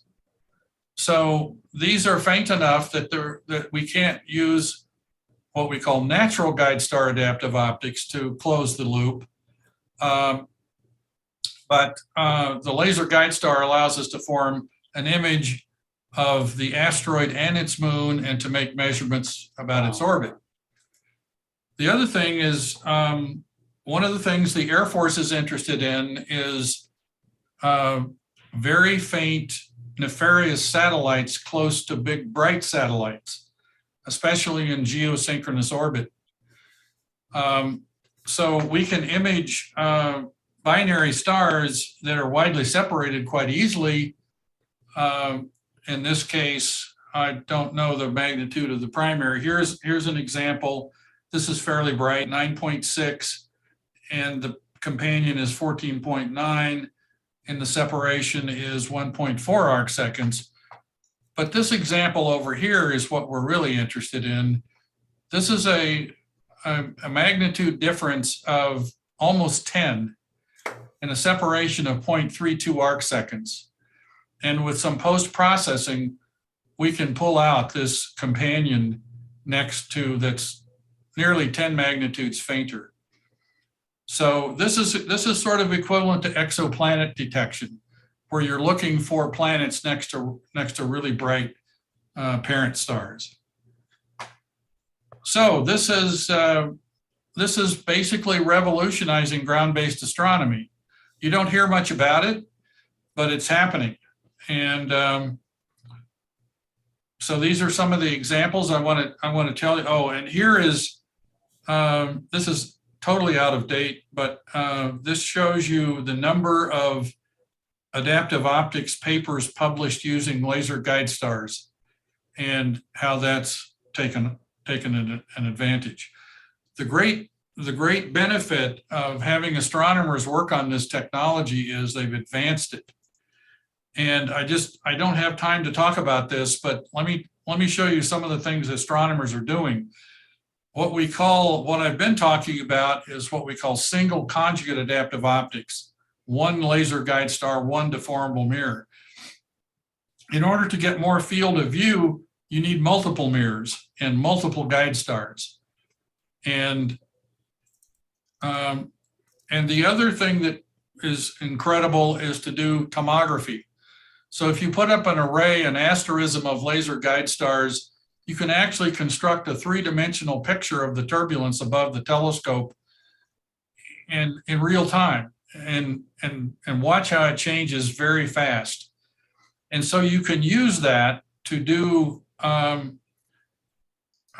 individual corrections open loop. I'll show you that in just a second. Another thing going on that does not use laser guide stars, if the parent star is bright enough, probably means it's close enough, you can use it with very, very high performance adaptive optics to look for exoplanets. And I'll show you some of that. So if you do laser tomography, it turns out you can insert MIM-sized deformable mirrors into the focal plane and open loop correct each one of those deformable mirrors that may have 1,000 actuators each in order to do a survey of, for instance, of galaxies and get compensated images through very large telescopes of, say, 30 or 40 objects at one time. So this is the VLT at in Chile, operated by ESO. It uses 4 laser guide stars. Wow. Here is the Gemini South multi-conjugate AO system that uses 5 laser guide stars and 3 deformable mirrors. And it gives a 2 arc minute. This is a 1 arc minute field here. It gives a diffraction limited 2 arc minute field of correction. The Extreme AO Gemini Planet Imager on Gemini South is doing a survey right now of 600 stars looking for exoplanets. Here's one of the images. And not only are they just imaging, the most important thing they're doing is taking spectra of these planets, of the atmospheres in these planets. And here's some examples from one of these. You know, we certainly don't have time to talk about this, but I'm trying to list some references so that later on in the video, if people are interested, they can go back and take a look. So in the multi-object scenario, this is what Keck is implementing right now on their 10-meter telescope. They will have arms that move into the field. So these little blue things are targets. And each arm picks off light, sends it down the length of the arm through a relay to a very small deformable mirror. And because they have an asterism of laser guide stars over the telescope, they have a tomographic reconstruction of the turbulence. And depending on what direction they're looking at each one of these targets, they can run the deformable mirror based on that. And so here they have a simulation showing some targets. Each one of these squares represents a deformable mirror, and they're able to get a compensated image of each one of those targets. Incredible. One of the great successes at Keck, speaking of Keck, has been looking at the galactic center and understanding the black hole there. Andrea Getz at UCLA, who runs the galactic center group there, I think in 2015 was one of the co-winners of the Nobel Prize for this work. And so the idea is, here is the location of the black hole at the center of our galaxy. And we've just recently gotten, you know, a picture of it using radio telescopes, and it's incredibly smaller than what is shown here, of course. But the idea to understand the mass of this black hole is to watch the orbits of these nearby stars. And so they've been doing that at Keck now since 1995. So for 27 years, they've had a program to monitor this. And here's an animation of the orbits of those stars over that 25-year period. You can see the date up here in the upper right corner. And what's interesting is one of these stars, called SO2, has actually gone around twice in this period. So this is the location of the black hole right in the center. And by mapping out these orbits, you know, you learn a lot about what's going on. I'd like to point out this is 1/4 of an arc second. And so here is in the background here is a real image. And here are those orbits with all of their yearly measured positions superimposed on that image over this 25-year period. So what is important for astronomers is sensitivity in order to look further back in time. And the Webb telescope, of course, is going to be a huge boon for that. But astronomers still want bigger telescopes. I have to tell you a quick anecdote. When the Webb telescope model was on display at one of the big conferences, SPIE conferences, held every other year on telescopes and instrumentation, this was down in Florida. It was out in the parking lot. I went out to take a picture of it, and there were two European astronomers looking at it. And of course, they were involved in building, at the time, they were trying to build a 100-meter telescope, which eventually collapsed down to only 39 meters. But they were looking at it and reading the placards, and they were kind of quiet. I was kind of waiting not to get them in the picture, although it would have been good for scale. And finally, one said to the other as he looked up at it, "But it's so small." Because, you know, these guys are working on a 100-meter telescope, and they see a 6.5-meter telescope, and they say, "But it's so small." So why do astronomers want these big telescopes? Well, it has to do with sensitivity. And by sensitivity, we mean how long does it take to get an image that has a certain signal to noise for a faint object? And that sensitivity, if the telescope is seeing limited, it goes as d squared. If it's diffraction limited, it goes as d to the fourth. So the relative sensitivity with respect to an 8-meter telescope of a 30-meter telescope, if you can get to the diffraction limit, it's 200 times more sensitive. A 39-meter telescope is 564 times more sensitive. Wow. So that just means you get the result you're looking for 564 times faster than if you had an 8-meter telescope. Much more productive. Well, yeah, and you can get to you know, the edge of the universe quicker if you have more sensitivity, basically. So that's what's driving these large telescopes. And in particular, there are 3 that are under construction now. The Giant Magellan Telescope, which will probably come online first.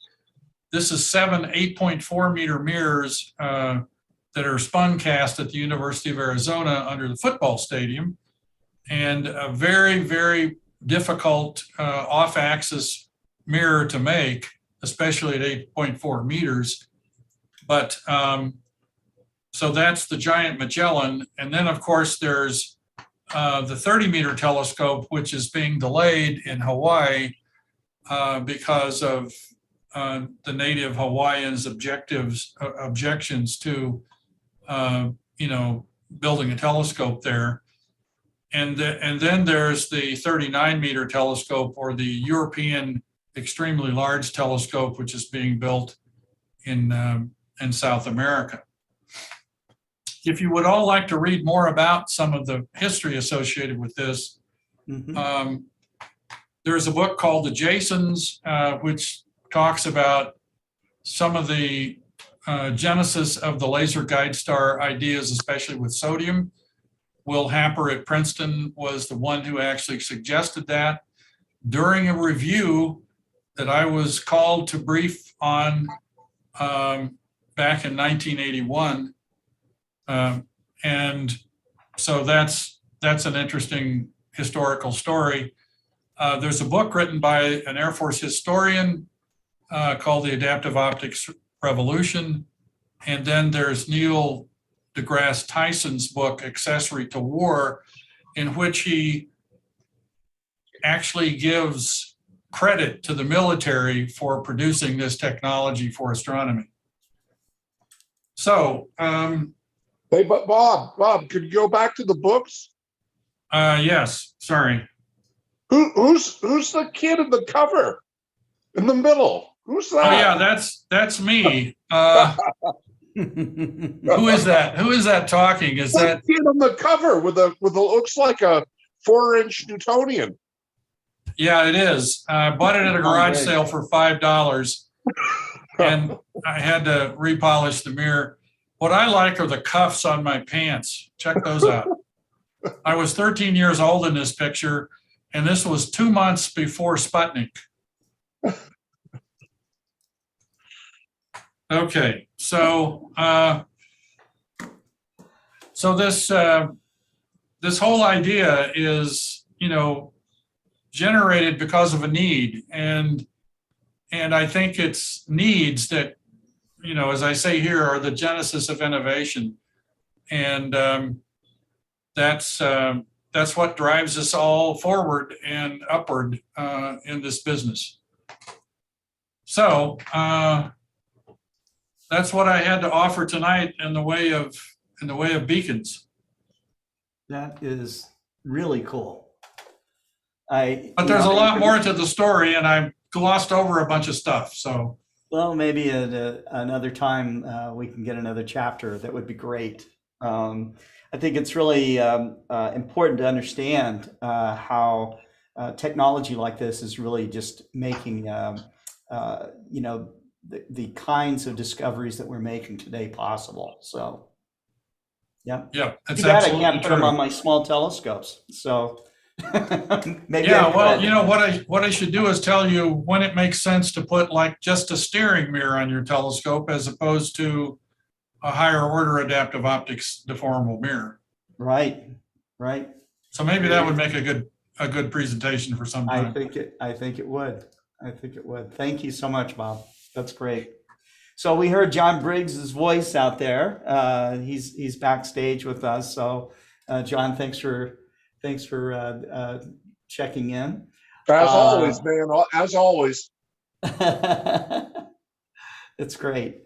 We are now going to go to young Navin Senthil Kumar, and he is bringing on the NOVAC president, Paul Severence. And so you two want to come on?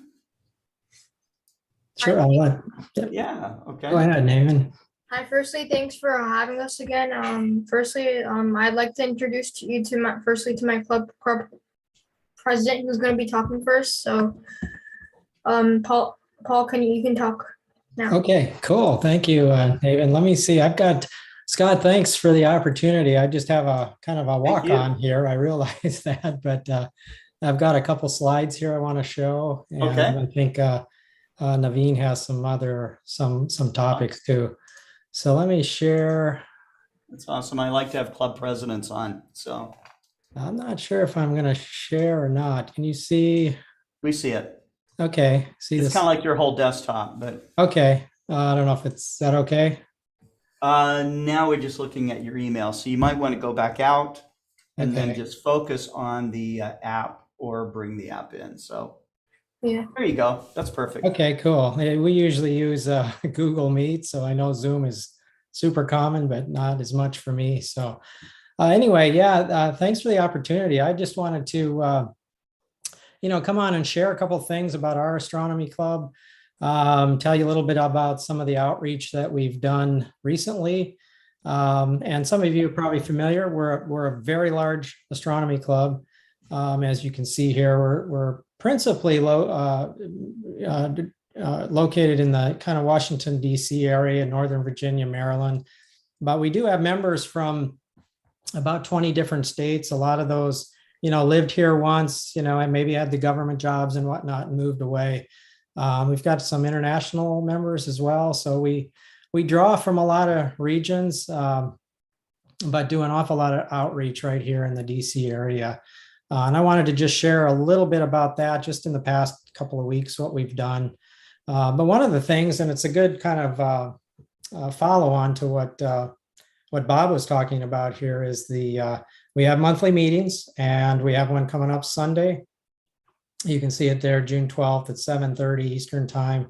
And we're going to be talking about the black holes, both the one that was recently imaged in our Milky Way, Sagittarius A, and also M87, kind of the original one from the Event Horizon Telescope. And we've got Dr. Razia Emami from the Center for Astrophysics up in Boston at Harvard. And she's done a lot of work in this area. And I think it's going to be a crazy interesting talk on a topic that is super cool. So anybody can join. It's a Google Meet, and you can get the link to that at novac.com. So invite you to, if you've got some time Sunday night and want to join, it'd be great to have you. Again, they're monthly meetings, usually the second Sunday of the month, and we post all of our videos on our YouTube channel, so you can always go there. Last month we had the chief engineer for the Perseverance rover mission. The guidance control officer gave us a talk, which was just totally fascinating. Some really cool discussions we had about that last month. So that's out there too. So welcome everybody. If you want to join with us on Sunday, that'd be great. Okay, so just a couple slides. I've got pictures. Not many of them are like astronomy pictures, but nevertheless, I wanted to share a few things just about some of the outreach that we did. We're super fortunate here in our club that we have access to a lot of great observing sites. We are in an urban area, but most of these sites are about an hour's drive outside of Washington, and really good relationships with the park and recreation organizations here in the DC area. One of those is with Crockett Park. This is south of Manassas, if you're familiar with the area. And this was just last Saturday. We finally caught a break with some clear weather, and we had a good group of about 40 members who brought telescopes out, and about that many public that came as well. So it was really cool night. Likewise, Meadowkirk is actually a Christian retreat center. It's about an hour's drive out of DC, and we have a good relationship with them. This is kind of interesting because they bring in, people that just go on retreats for a week. They'll stay there for a week. This particular time, this was a week and a half ago, we had a group of college kids that were making their way through some of the Civil War sites, and they were basically following the Potomac River, and it took them to kind of near this location. And so they spent a few nights at this location and at Meadowkirk, and we had the opportunity to share astronomy with them. So another really cool and fun opportunity. They happen to have an observatory there as well, which is fortunate for us because they rely on us to operate it, which is cool. And we get access to the field here, which you can see is just a beautiful setting. So that was out of Meadowkirk. Here's one from, if you guys have ever been out to the Air and Space Museum, there's two museums, the one downtown most people are familiar with, but we also have one out near Dulles Airport called the Udvar Hazy Center. And we have a nice relationship with them where they'll allow us to have star parties basically at the end of the parking lot for the museum. And this is a great way to bring the public in. They spend the day at the museum, grab a bite to eat, and they can look at stars. I mean, terrific Saturday night, if you ask me. And we hold these during the summer. Our next one is later in June.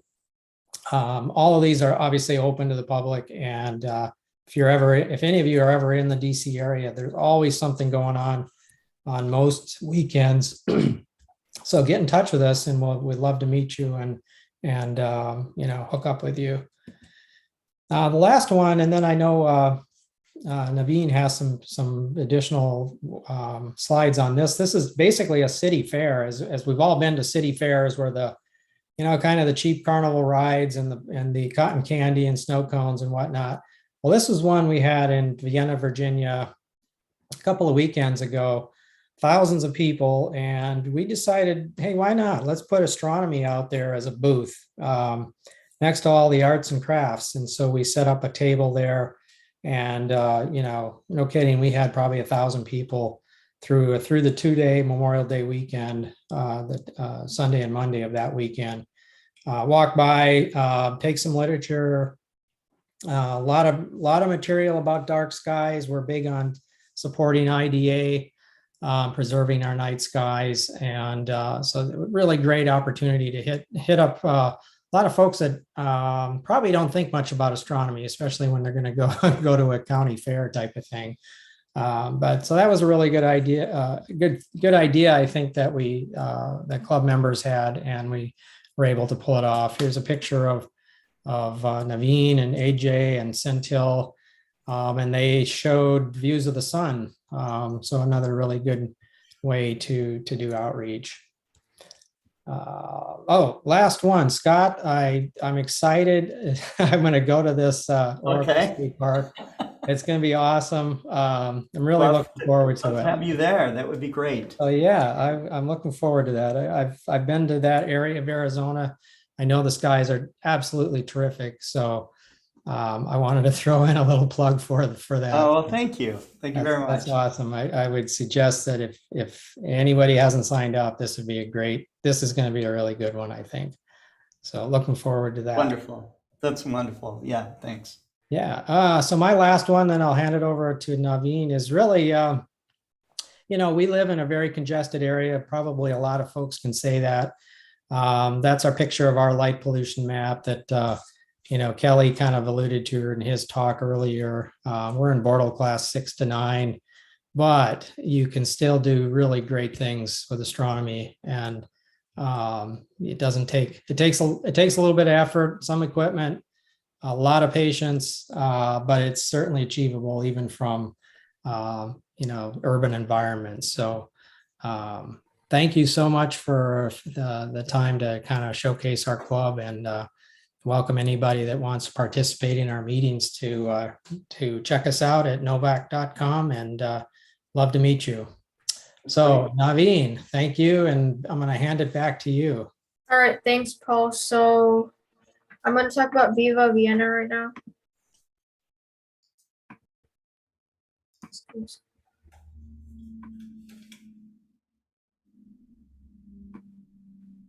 So Northern Virginia Astronomy Club and Outreach. So this is the first picture, basically. So this was basically our tent in Viva Vienna for the 2 days we were there. You could see a ton of magazines, some club members sitting right here, and then you could see some banners right there saying Northern Virginia Astronomy Club. And then back here were the telescopes. We had to view the sun. And then right here was my telescope. So this one had the Explore Scientific mount, and this one also had the Explore Scientific optical tube, and then we set it up behind the booth. So then this is the other telescope. So this was like a solar telescope where you can look at a lot of prominences and stuff like that. And then this was the sun spotter. It was kind of like a Dobsonian base, and then like you could use that to track the sun. And at the bottom of the mirror, you could see like a picture of the sun, and then you could see the back of the tent there and other tents like there. So this is a small line of people waiting to look through my telescope at the sun through white light. Cool. So then this is an interesting thing. So like for solar alignment, like there's this thing called shadow alignment, which instead of using like any like stars or anything, you use the shadow of your telescope mount, and it's supposed to point like this. So you align it to make sure the optical tube is pointing like that, so that you know it's aligned to the sun. So then this is my little brother and my mom just calling people to look through the telescope, and then all the club members, it's the same kind of thing. And then you could see another small crowd of people. Me, I'm pretty much talking to people, saying, like, describing what's going on, and then you could see people listening, and then this was the same image. This is like a similar picture of the same crowd listening and looking. So you got a closer look at the sun spotter. So through that, so technically through this gap kind of thing. You could see like there's like a mirror or like paper kind of thing that like reflect like a mirror down here, and then you see the sun on a piece of paper. So technically that like reflects the sunlight, and you can take, it's pretty easy to take a picture of the sun through that, and then you see it on the box. There's someone looking through the solar telescope. Pretty much, it was pretty hot outside, so most people use like rain umbrellas to keep shade, which is pretty interesting to see. And then these are some boots on the left wing. And then you could see a ton of people walking through. And then you could see our club president right there, Paul. And then we'll go to the next one. And then here's a man looking through the telescope with the crowd right there. And then this is pretty much the whole group right here. Me, my dad, my mom, my brother, Paul. I forgot their names, but you can see all the equipment right here: the telescope, the Explore Scientific Telescope, the Sun Spotter, and the Coronado Telescope. So yeah, that's it, pretty much. Yep. Great. Navin, thank you so much. That's great. Thank you. Yeah, Scott, I would just say, Navin is like every club should have like 4 or 5 Navins. He's like, he volunteers for everything, and he's early to set up, and he stays throughout, and it's like, it's just incredible. He's just a real gift to our club, and I wish we could have 4 or 5 of him actually. Right. Yeah, that's great. Yeah. I think about you doing all that work, Navin, and I think that this is probably something that you will carry on into, well into your adult life. So if you do, you're already having some good adventures now, but just wait. I mean, it just gets better and better. So, I think it would. Yeah, absolutely. All right, thanks. Well, thank you too, and thanks to both of you. And I put the link to NOVAC in the chat. You did mention that you have international members in other states. This is a great group, and definitely worth checking into. Astronomy clubs need support like any other organization. But it's the astronomy clubs often that are trying to get out there and protect dark skies and to preserve our interests and lifestyle. And so, definitely do what you can. So thanks guys. And we are going to go to South America, to Argentina, to Maxi Falieres. And Maxi, you want to come on? Yeah, hello guys. How are you? How have you been? It's good to see you. It's good to see you, folks. Yeah. So what's up, guys? How's it going up there? I think it's all going good. We're all sitting here with with what they say is bated breath. And bated breath means you just can't wait. Bated breath to see your new astrophotography. So. Okay, thank you. Yeah, thank you.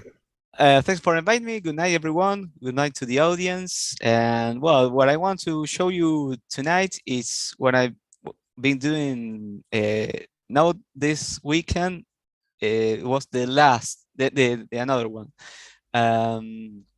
I went with some friends to nearby from my city to do some landscape of pictures of the nature, birds,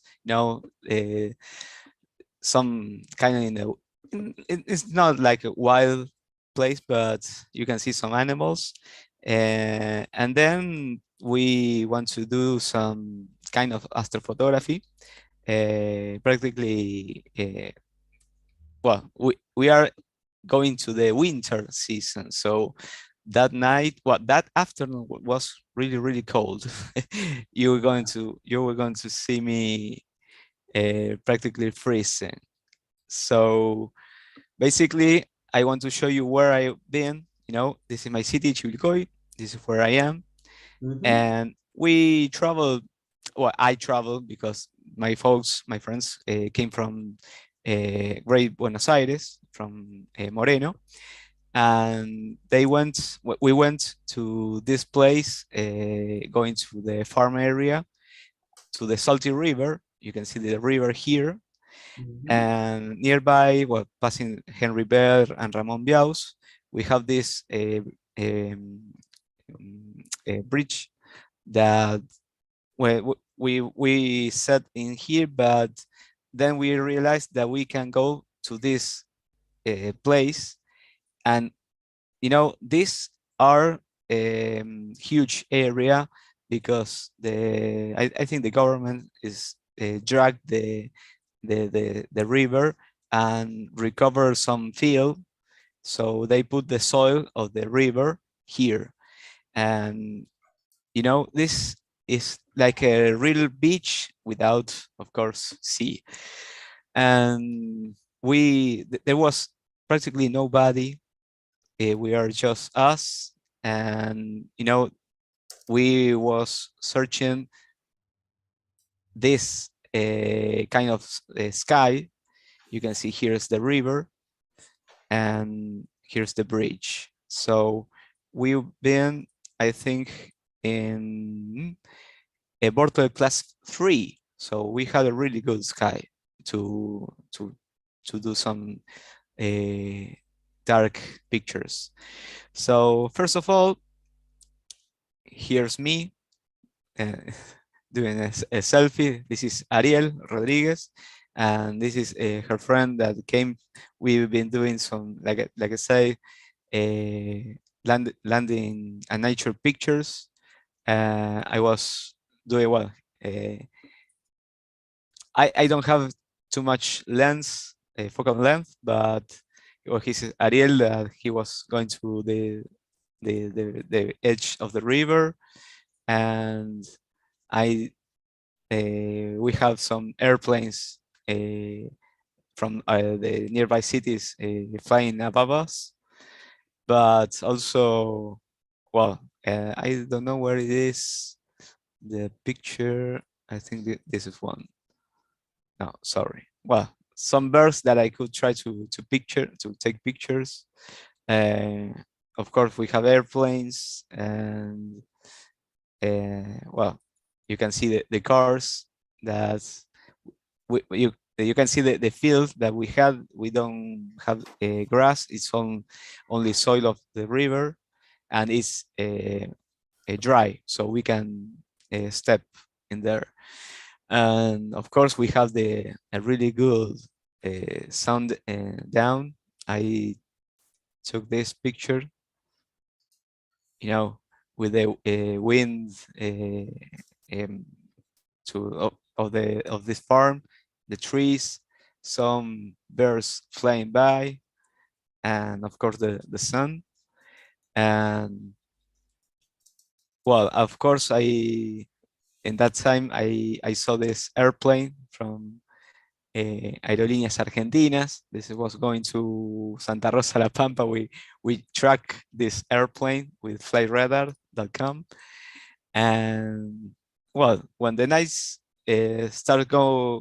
goes down, I grab my equipment that this is a selfie of me that, but another picture that took Ariel from me with the car. And I don't remember where I put this picture. No, I think this is one.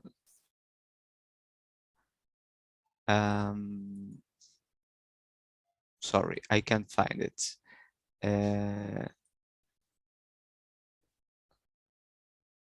No, I don't find it. Well,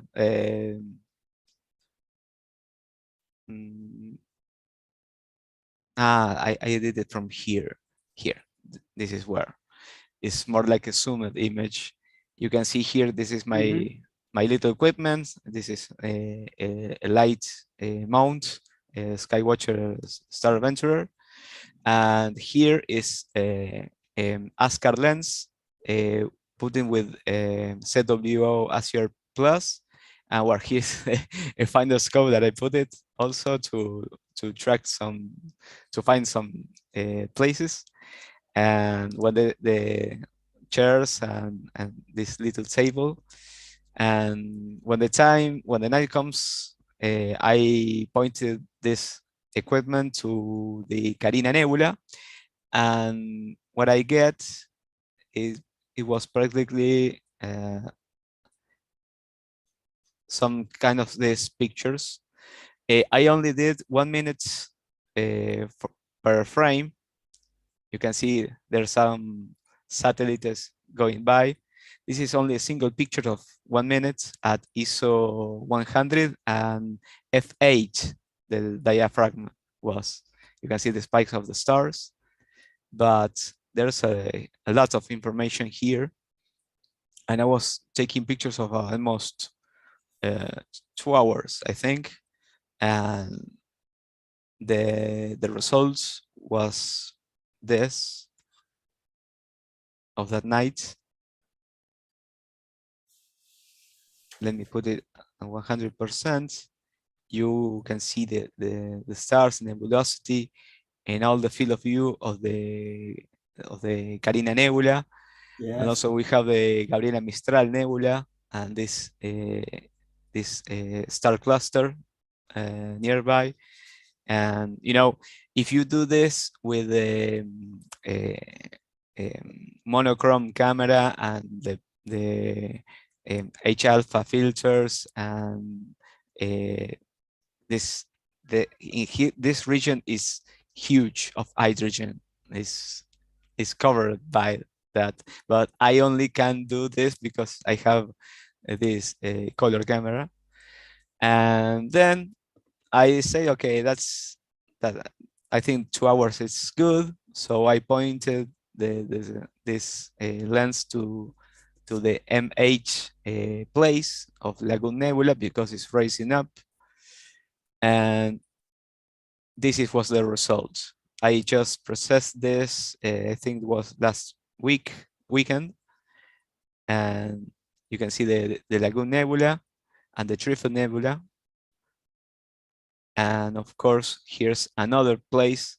You know, this is a beautiful area to also take pictures.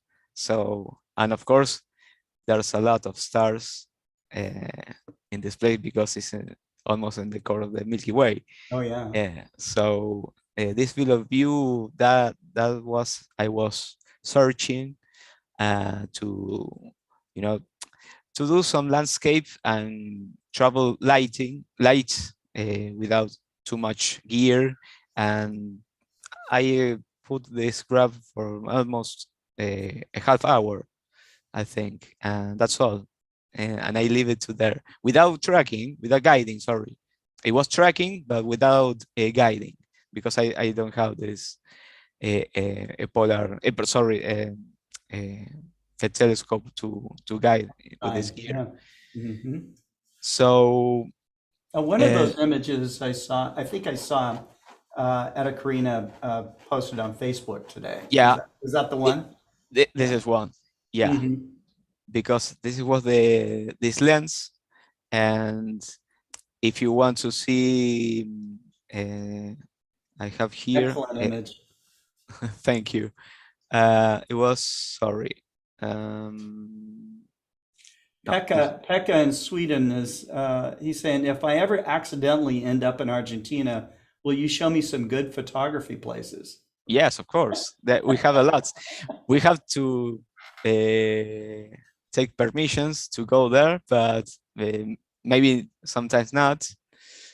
But well, here, for example, this is the Carina Nebula that I took with my scope.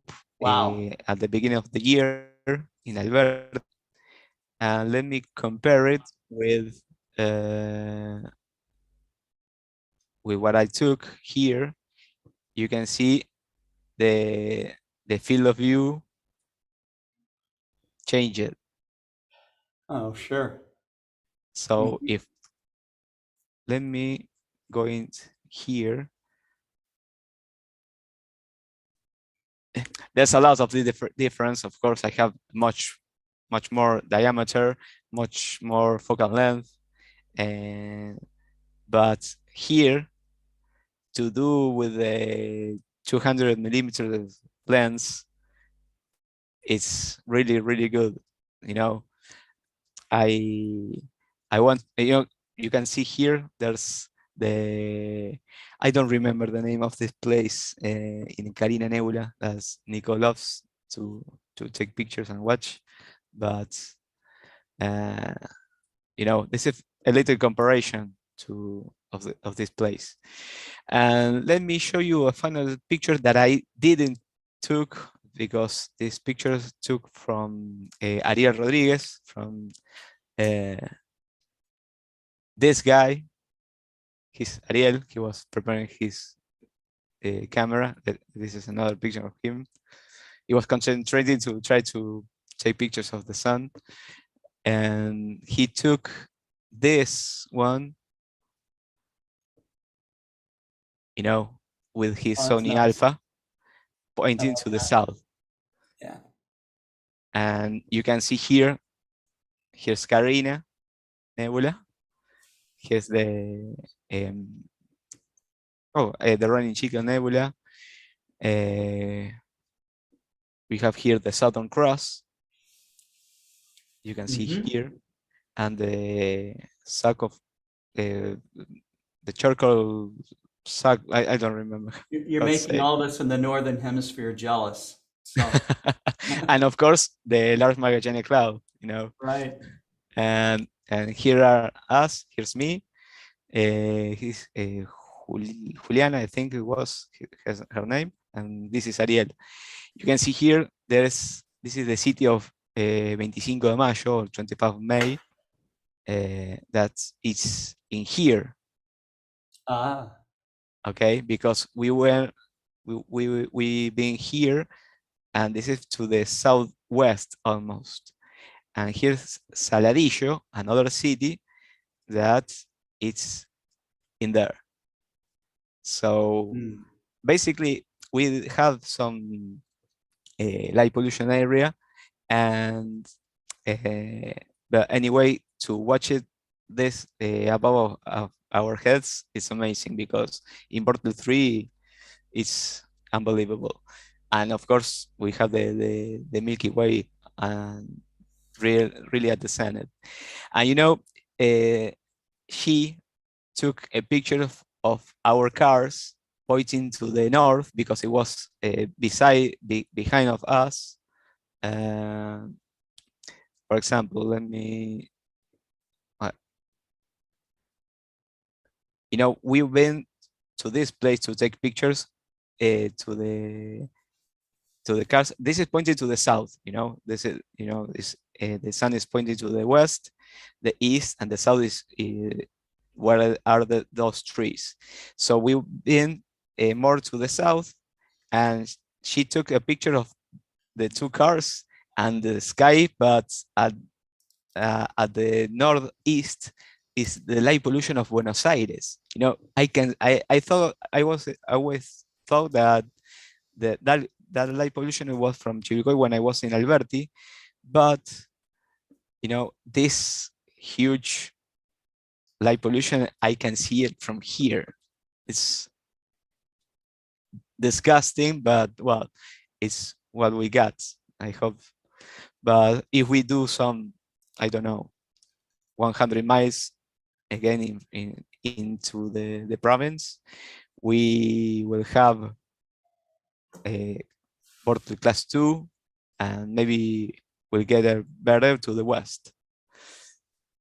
So, well, this is my little presentation. Thank you for inviting me. I hope that you like it. Thank you.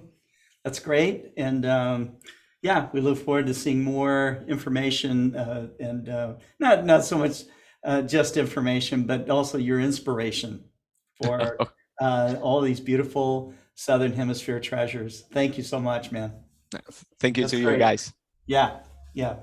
Okay, so we will take a 10-minute break, and it's time to stretch and get a cup of coffee or get a sandwich, and we'll be back. You'll also see a little feature about Mars. There's the theme of the program was beacons, in the cosmos, but there's many different meanings to that. I mean, there's, the beacons of the knowledge and the minds and the passion and inspiration that's given off by, like, the presenters that you see here. Of course, it's a unit of measure. For some, they think of it as a lighthouse to a place they might call home. But we're all, as astronomers, trying to understand our place in the universe, whether you're doing that on a personal level or a professional level. But that's what it's all about here on Global Star Party. So we'll be back in about 10 minutes. Thanks.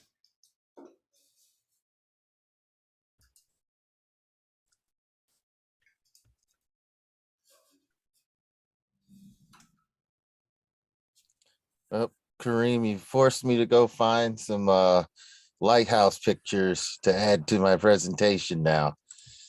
Yeah, I already took care of that for you. I gave you the night off. I showed your lighthouse picture, and now you can show bowling and birds for the entire evening. Yeah, bowling is a beacon to nowhere. We won't show that, but you could actually title your talk "Bowling, Birds, and Beacons" by Bradley. had you told me that earlier, I would have definitely done that. I would have absolutely done that. But I will actually there. If I wanted to be a bad influence, I'd tell you to redo it now. You've got enough time. Well, I'm kind of working on it now, actually. I have some of the images. There's a lot that I could go over because there's since the last Global Star Party, there's been a lot that we've done. You've gotten out there a few and times. I want to try and get to most of it. Yeah, and by the way, we should shout out that Tarek won the race today. Senthil came in second. Yeah, I see you, Tarek. Norm's got yes, the we're always and even Maxi joined in also with the YouTube stream. I thought of doing that, but yeah, I'm too busy talking. Let's see. This is not often. Yeah, looking for a couple. I think this is an image that I used in Global Star Party 52. I'm just gonna leave it there. Just one image that I'm looking for, and I think I know where to find it. But yeah, I haven't been back to that lighthouse lately. I actually would like to go back sometime soon. Since it's summer month, people are camping there. Okay. So it's a busier place during the summer. I just haven't been there yet.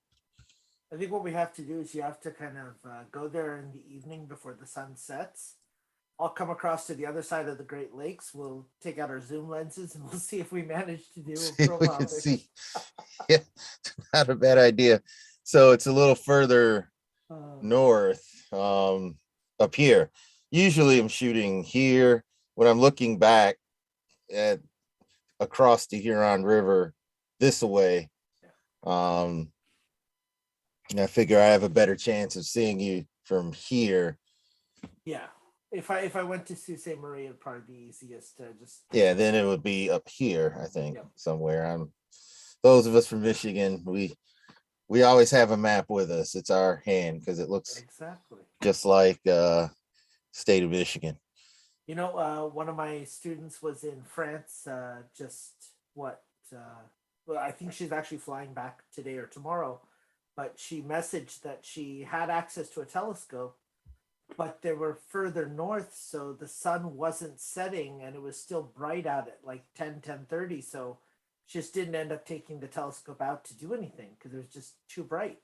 Yeah. And so we're lucky that, we keep saying the 49th, but we're actually lower than that. Yeah, it gets low enough to get dark, but we don't have as much total darkness. We've basically got astronomical twilight on either side, and there's this 2 to 3 hour period of time where you got to do all of your stuff. Yeah. And Senthil says waiting for amazing pictures. Well, I appreciate that. And yeah, there are a few that I have quite a few to go through. Not all of them are of the Milky Way, although I did a whole lot of Milky Way photography. Some are we actually had a chance to do some outreach too. So be looking forward to sharing some info about that. Not at Peach Mountain, but a few of us went to an elementary school. Okay, nice. So I've got a few pictures. I've got a couple pictures I took of the students that we were able to share, part of the just astronomy with, and it went really well. Cool. I'm gonna watch the rest from YouTube. I'm gonna sign off, and the Mars video is about to start, and I'll let you finish making your presentation. Thanks everyone for joining, and can't wait for part 2. Yep, same here. We'll see you next time, Karim. I'll still be chatting away on I'll be looking email with you or on Facebook. Yeah, I'll probably jump on the YouTube feed and just hide it so I can do what Maxi's doing. So that might be my Marcelo's next. getting ready. I can't wait to see his. We'll see you in a bit, Marcelo. All righty.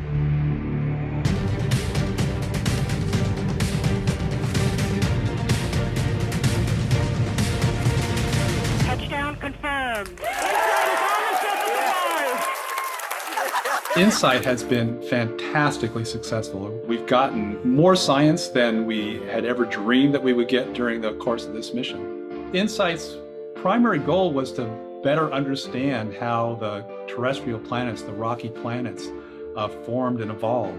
First, we landed an incredibly sensitive seismometer on the surface of Mars, and with that, we were able to record over 1,300 Mars quakes. And these range all the way from tiny little tremblers that just barely go over the noise background to a handful of quakes that were larger than magnitude 4. And feeling those vibrations, the scientists can actually take that information and use that to reconstruct all the material that those Mars quakes traveled through and thereby see the interior of the planet. We looked at its core, which is big and not very dense. We looked at its mantle, which is not so hot. And we looked at its crust, which is not too thick and not too dense compared to some of our pre-mission expectations.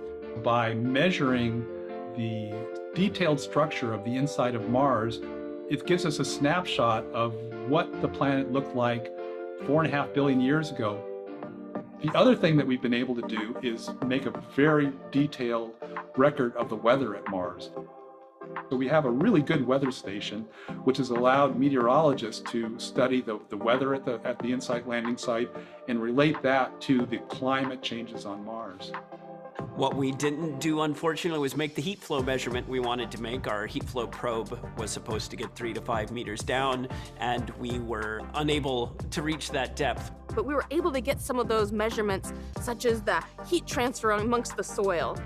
InSight is a solar-powered mission. We have solar panels, and they were designed to give us enough power to easily get through the first 2 years.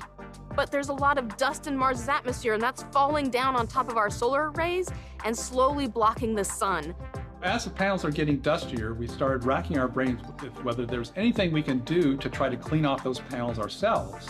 When the idea of using dirt to clean the solar arrays was first proposed, it seemed counterintuitive. We were actually able to use the arm and the scoop to scoop up some soil from the ground and dump it over the lander, having some of that heavier sand blow onto the arrays and knock some of the dust off. So we essentially used it as an array cleaning tool. Cleaning with dirt actually worked. It allowed us to actually keep the instruments going during the low power season where the Mars is farthest from the sun during the winter. Unfortunately, later this summer, we think that the power is going to be dropping so quickly due to the atmosphere getting dustier, due to the alignment of Mars and the sun. We're going to be at a point where we can no longer have all of our instruments on, which means we'll be turning off the seismometer and other instruments on board. The last day is going to be bittersweet. Obviously, we're preparing for it. We know it's coming. But that first moment where we don't hear from the lander when we expect to, that's going to be tough. It's left a permanent mark on me. I literally tattooed insight onto my arm. I'll never let it go. We've really rewritten sort of the chapter of the encyclopedia on the interior of Mars. That was our last big hole in our understanding of the planet. There's a lot of data that people are going to be looking at for decades to come. We accomplished so many of our science goals, and we're going to have something to look back on and be proud.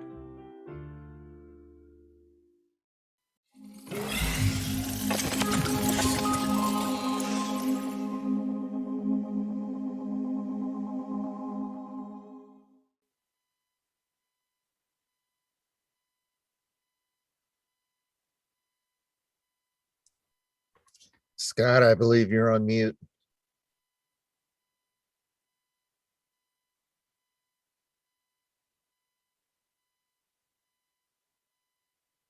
No, Scott's still muted. If you can hear me, then either that or I'm just not hearing anything. I can't hear either. I am. There you go, muted. Scott. I'm sorry. Loud and clear. I just wanted to say that welcome back, and wanted to introduce Marcelo Souza from down in Brazil, and it is it is my my pleasure and honor to introduce yet another fantastic educator to young students, but also to the general public about physics and astronomy. He does a lot down in Brazil, and it's if you get the chance to attend one of the events down there, your mind will be blown. The kids down there are incredibly enthusiastic, and Marcelo knows how to put on outreach events big time. So, Marcelo, thanks for coming out to Global Star Party. Thank you very much for the invitation, Scott. It's a great pleasure to be here. And it is a very special period for us here in Brazil, because after 2 years, we have the winter celebrations here in Brazil. We don't have the celebration as you have in Europe and the United States, but we have here a traditional celebration where people go and dancing near a big fire, because it's that's good. For us it is cold, but I believe that for most of the people from United States and Europe it's not cold, because for us here 15 degrees, everybody stay at home. Nobody wants to walk in the streets, and it is very cold for us here in Rio de Janeiro. 15 is cold, huh? 15 is very cold here. It's very cold. Nobody wants to walk in the streets. From 18, 20, people begins to use the jackets. Really? Yes. Now it's 20 degrees here. And you're in a jacket. Yeah. Yes. For us, it's very hot. But in the spirit also, we have someone here in our seats that we are organizing now a memory for his contribution.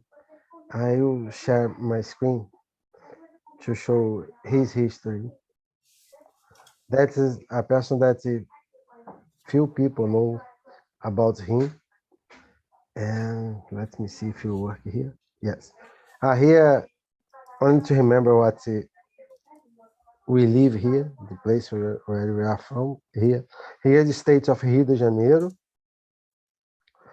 And it is one of the smallest states in Brazil, where we live here.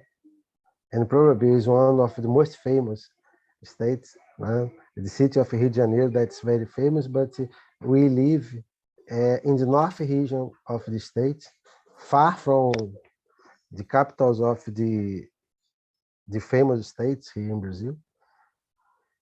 Here is our state, and our place is here, the city of Campos dos Goytacazes, in the north region of the state. Here is the famous city of Rio de Janeiro. The distance between us is almost 270 kilometers. Here is our city. I'm saying this again because you can imagine the past. I'm talking about the beginning of the 20th century. Then we have a few people living here, and it was not so important city in our country, but lived here a person in this period that his name is João Batista de Seixas Tinoco. He studied in Rio de Janeiro. He left the city to study high school in the city of Rio de Janeiro, and then he returned to the city of Campos.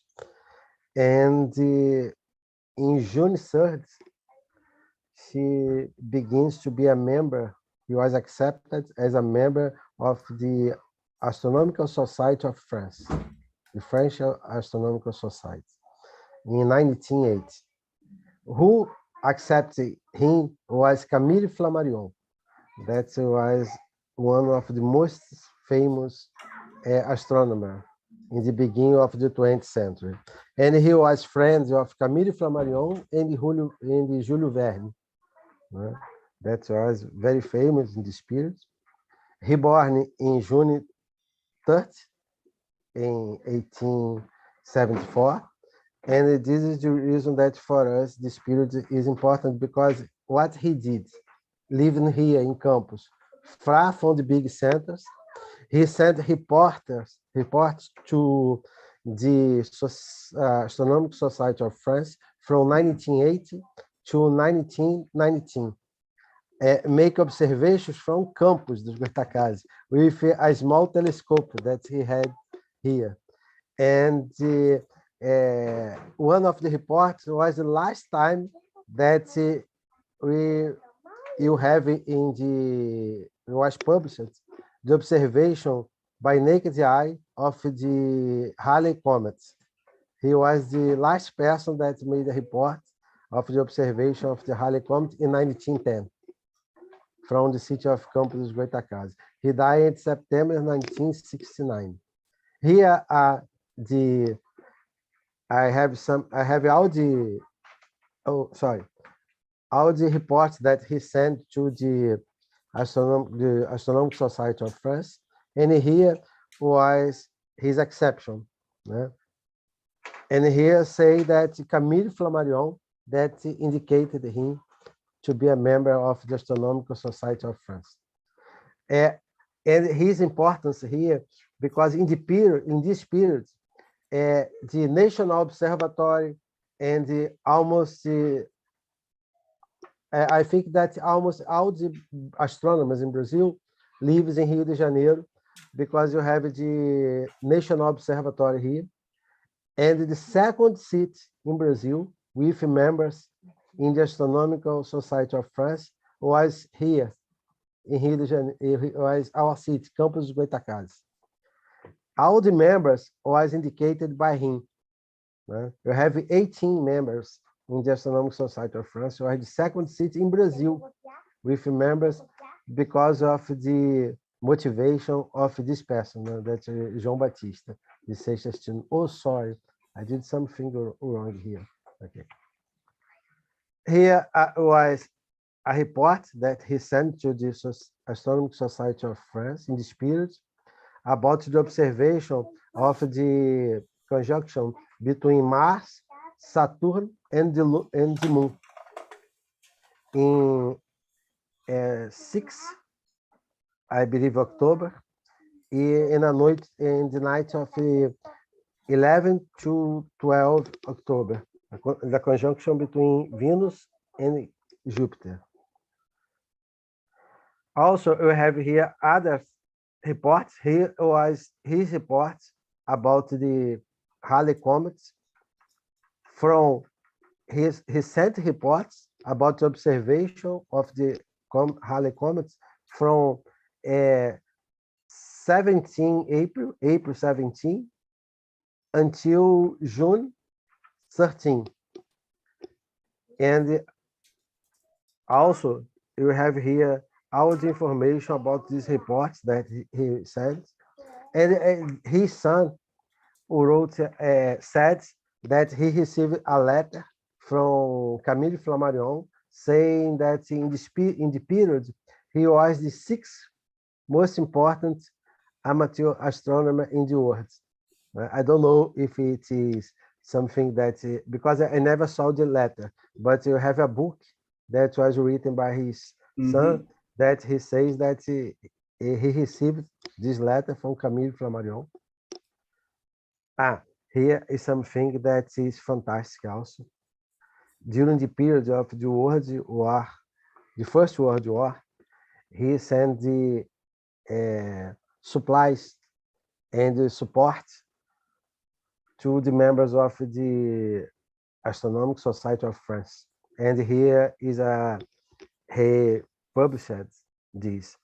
For the excellent idea of sending us a supplement to their contribution for 1917, third to fourth year of the First World War, they have recognized him as a friend of the Astronomical Society of France.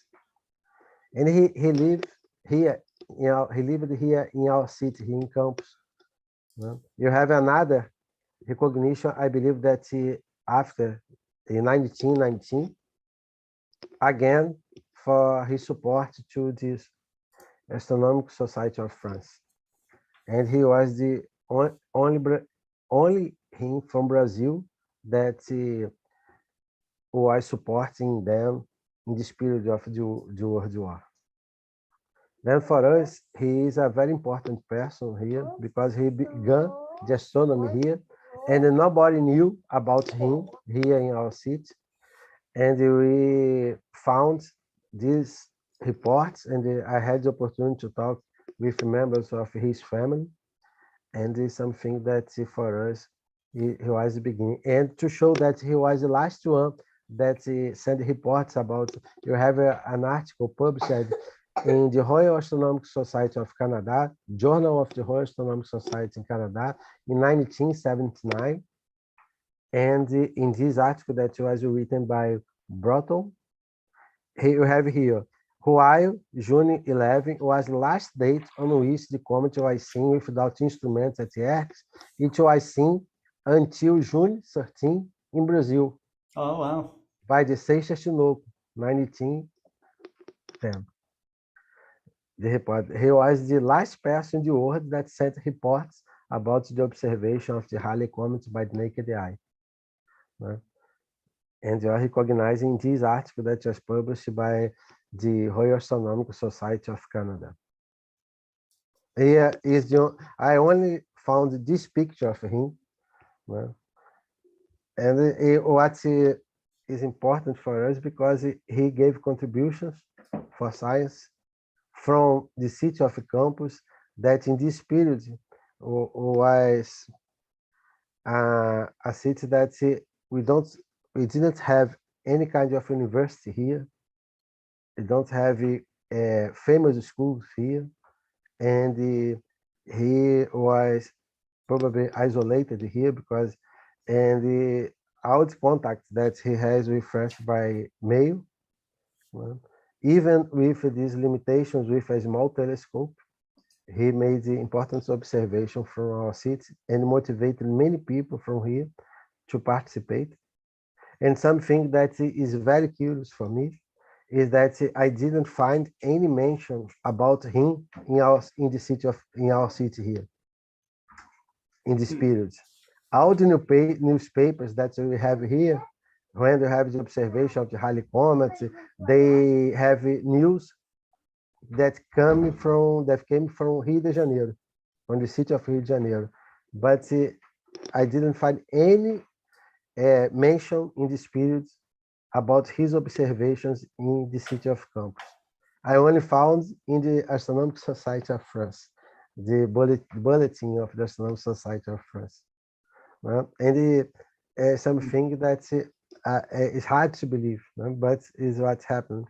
He has international recognition in this period, but here in our city, few people knew about him. Knows about him. There should be some sort of astronomers Hall of Fame in Brazil, you know, and of course he should be included. So it's important not to forget the people who did such hard work, you know. Yes, this is the reason that we are trying to ever talk about him and make activities in honor of him. And we hope that when we have a big observatory here one day, we are going to honor him in this observatory here. That would be great. And this is the first chapter, episode that's in English, I don't know, because in Portuguese episode. The first one of the series now in the last version. That is the version that will be transmitted by TV here. I'll show a small part. We are producing five editions.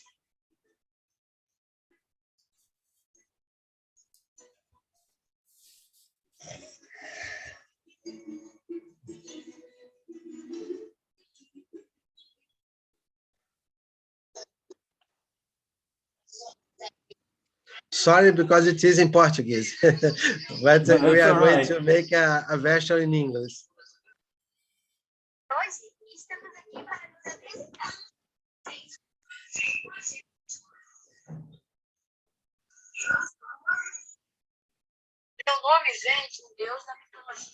His name is from Apollo, from the Greek mythology.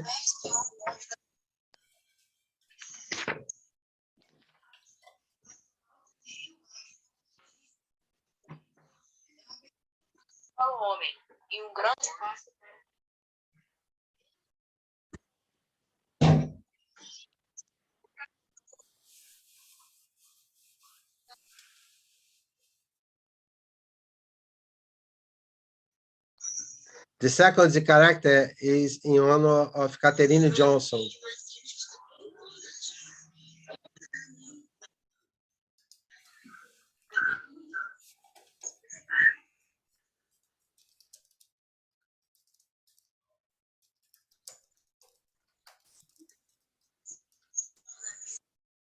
The other character is in honor of Luis Cruz, that is an astronomer.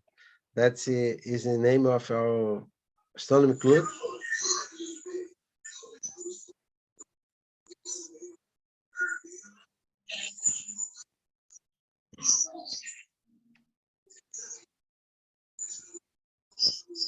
Our astronomy club.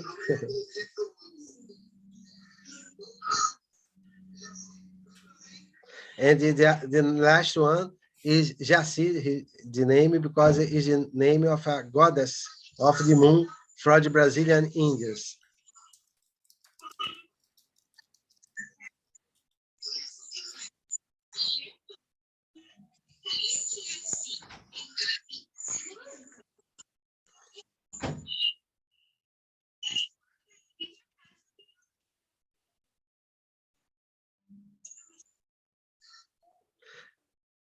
This is the, and then this is the first one that you are producing. It is a little long. I'm trying to, and the they have 5 minutes, and we are producing five. We already finished at three animated cartoons like this with this group. That is the Stars of Tomorrow, the name of the Oh, group. wow. Okay. So are these animations being broadcast in Brazil? Yes, or being used? yeah, they will transmit the 5 episodes that you say in English, is correct? Yes. From the last week of June until the end of July. We'll be broadcasting Brazilian local TV here. Oh, that's great. And you are the first experience that's produced as a result of the project that we are developing here to support of the United States Consulate here in Rio de Janeiro. And we will also make a version in English. And the students that produce the animations here. I'll try to change here the page, but it's not working. I think that now, here is the team, Astros da Manhã. And now we have another result from our activities in schools on this project, Young Star of Tomorrow, that now we reached the 40 schools. 40 public schools here. It's growing more and more. Fantastic. And more than 1,200 students participated. Oh, that's great. I believe that until the end of the project, that will finish in October, we are planning to visit almost 55 to 60 schools. Then is our goal now to develop activities. Here was the last visit. Most of the schools are in rural regions here. First time that they saw images of the astronauts on the moon, something that motivated us to develop this project. Here they are looking to the sun. This is what we are doing. Thank you, Scott, for the invitation. Marcelo, thank you so much. Thank you for sharing happy birthday to you. Oh, thank you. It's tomorrow. It's tomorrow. It's almost. I got a phone call during the break, and that kind of threw me off as well. I was talking up a storm and was muted. So here in Brazil is almost you. Is almost June 8th here. Yeah. Thank you very much, so much for all your Marcelo. support and help. Thank you very much, Scott. Thank you so much. That's great. Yep. Soon, Marcelo, your students will starting to work on CubeSats as well? Yes. I would like to thank you for your support. We are doing what's possible to have time to send the experiments. And I hope that tomorrow we'll have news about this. I hope so. We are doing our best here. We are doing our best. Thank you for your support. Wonderful. Okay. Thank you very much great. for your support. That's wonderful. Okay. All right. So up next, we should have Conal Richards with us. Conal, how's it going? We always like to have you on our programs. And what's going on in your astronomy adventures? Well, I've been keeping pretty busy lately. Got some double star observing in, some lunar observing earlier this week for some Astronomical League programs.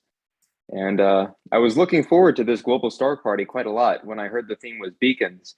And tonight for you, I have to share a topic that's more of an artificial beacon and something I've had the privilege of working on since I came to Penn State as a freshman. I'll share my screen here. Let me know if you can see this all right. Just a moment. Do you see the image in front of you? Yes, we see it. Should fill most of the screen.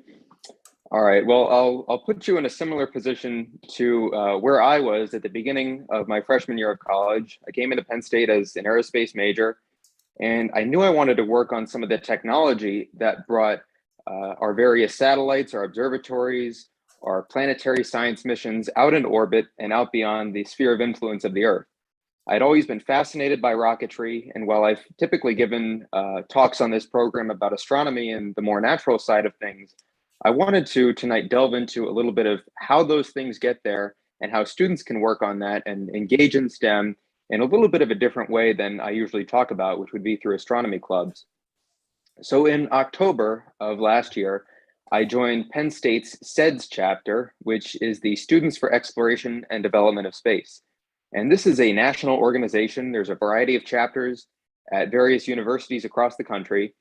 And each chapter works on basically student-built rockets. They could be solid rockets, liquid rockets, small, almost pretty much in-house built spacecraft, you could almost call them, that students are working on, and they're learning all these techniques to work on them. And then they bring these rockets to different competitions. Now, in the case of our club, we have 3 different divisions. There is first the USLI division, which is a competition at Marshall Space Flight Center, and they hold a solid rocket competition. The students will build a rocket, and they have to reach a certain altitude or a certain thrust level, and they're sharpening their skills in aerospace engineering by working on those technologies. And then the other 2 divisions of our club focus on a competition called Spaceport America, which is hosted by Virgin Galactic and White Sands. And the reason we have 2 divisions is traditionally we've also created solid rockets for that program, but currently we're working on a liquid fueled rocket to bring to that competition. And while the performance may be similar to a lot of the solid rockets we've used before, it's a much more challenging endeavor to build a liquid fueled rocket, especially for a university team. So when I heard I had the opportunity to work on something like this, I was very excited. And I went to the first meeting and I was presented with the image in front of you. And what we have here is a test stand for a rocket engine we call Ignis Rex. You see it over to the right here. It's this big cylindrical structure sticking out of this sheet here. And I'll explain how some of this works in a little bit. And the reason we have this mounted on a trailer, we've never built this rocket before or tested a liquid fueled system. At least that was the case in October. So the idea was we would get a trailer, we would have these fluid panels mounted on the back to control all of our fuels and all of our pressure. And then we would mount the engine on the back and test it. And the goal was to do this by the end of the spring semester, which just finished. And I have an exciting video of that, which we finished very early last month in May. And of course, I'm looking at this CAD model. We had never actually gotten the trailer yet. The fluid panels were still aluminum sheets wrapped up in foil, and we hadn't even gotten this stuff out yet. And the big challenge, even though it was already designed, was how do we put this all together? It seems like 8 months was not so much time. And it was really exciting to work out a lot of these challenges along the way.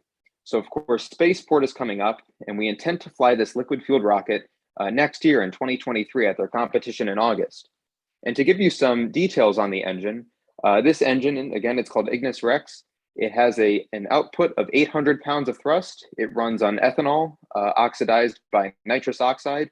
And it's also a pressure-fed engine with nitrogen. So the nitrogen forces the fuel through the lines up to an igniter. The igniter sparks the fuels together and they combust. And we have our nozzle and our engine. And that's what creates our thrust. And when this is finally integrated into our completed rocket, we're going to fly to about 10,000 feet with a maximum velocity of about 600 miles an hour. And even though some of these other student rocket teams are already going supersonic, USC's team even got to space already, past 100 kilometers, it's very exciting for us to work on something like this.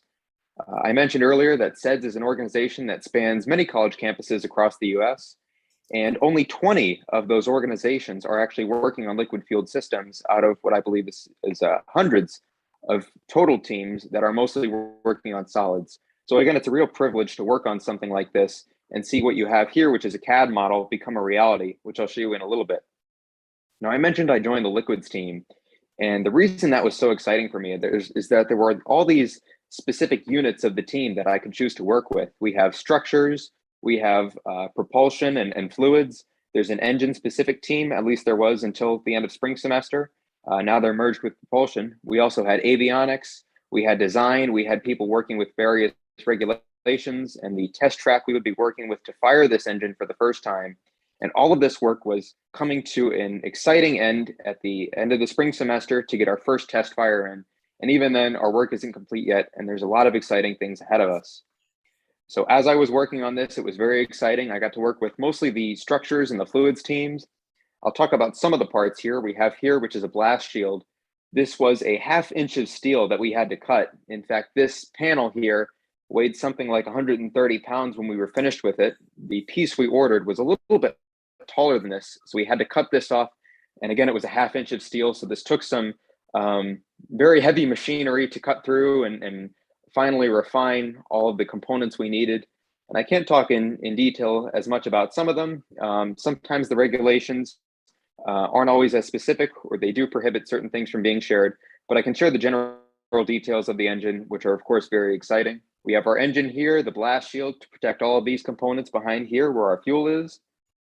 And then we have a thrust takeout here to basically control all of that force and hold it down to the trailer, which you'll see in a little bit was strapped down to concrete pads and kept very firmly in place when we did our test fire. Now, the test fire we recently completed in May was 1/2 second in duration, and soon we'll be completing tests of a longer duration in a series, so maybe a second, maybe 3 seconds. And ultimately, our goal is to get to 7 seconds, which will be the official burn time for the final rocket that we fly in 2023. Now, I'll show you the most exciting parts here. If I can go out of this image, I'll go back to my folder. And here we were on, actually, I'll show it to you in the shop first. This was our trailer as it was coming together. And again, this was all in the span of a couple of months. You see our fluid panels here controlling all of our various fuels and the nitrogen that pushes everything through. We had both analog and digital gauges to monitor everything that was going on and make sure we were staying safe and that the system was functioning as it should. And you can see there's also all kinds of supports here to make sure things were going right. Eventually, the back of that trailer would be folded down the ramp and the engine would be sticking out of there. Here it was on test day with our CEDS logo right there. And you can see we have our engine finally mounted on the back, wow. all of our wiring, fuel tanks, insulated fuel tanks in place. And it was really beautiful to see that all come together. Finally, at the end of the semester, it was very satisfying. And then you can see there's these steel cables here keeping everything down in place. We had to keep the trailer firmly down because of that 800 pounds of thrust coming out of that engine. And I'll cut to the most exciting part here. This is a video I'll play for you. I'll bring it up to full screen. This is a 4-second video of our test. I think there's a slow motion version out there somewhere that we put on our social media, but I'll play this for you now. It was very exciting.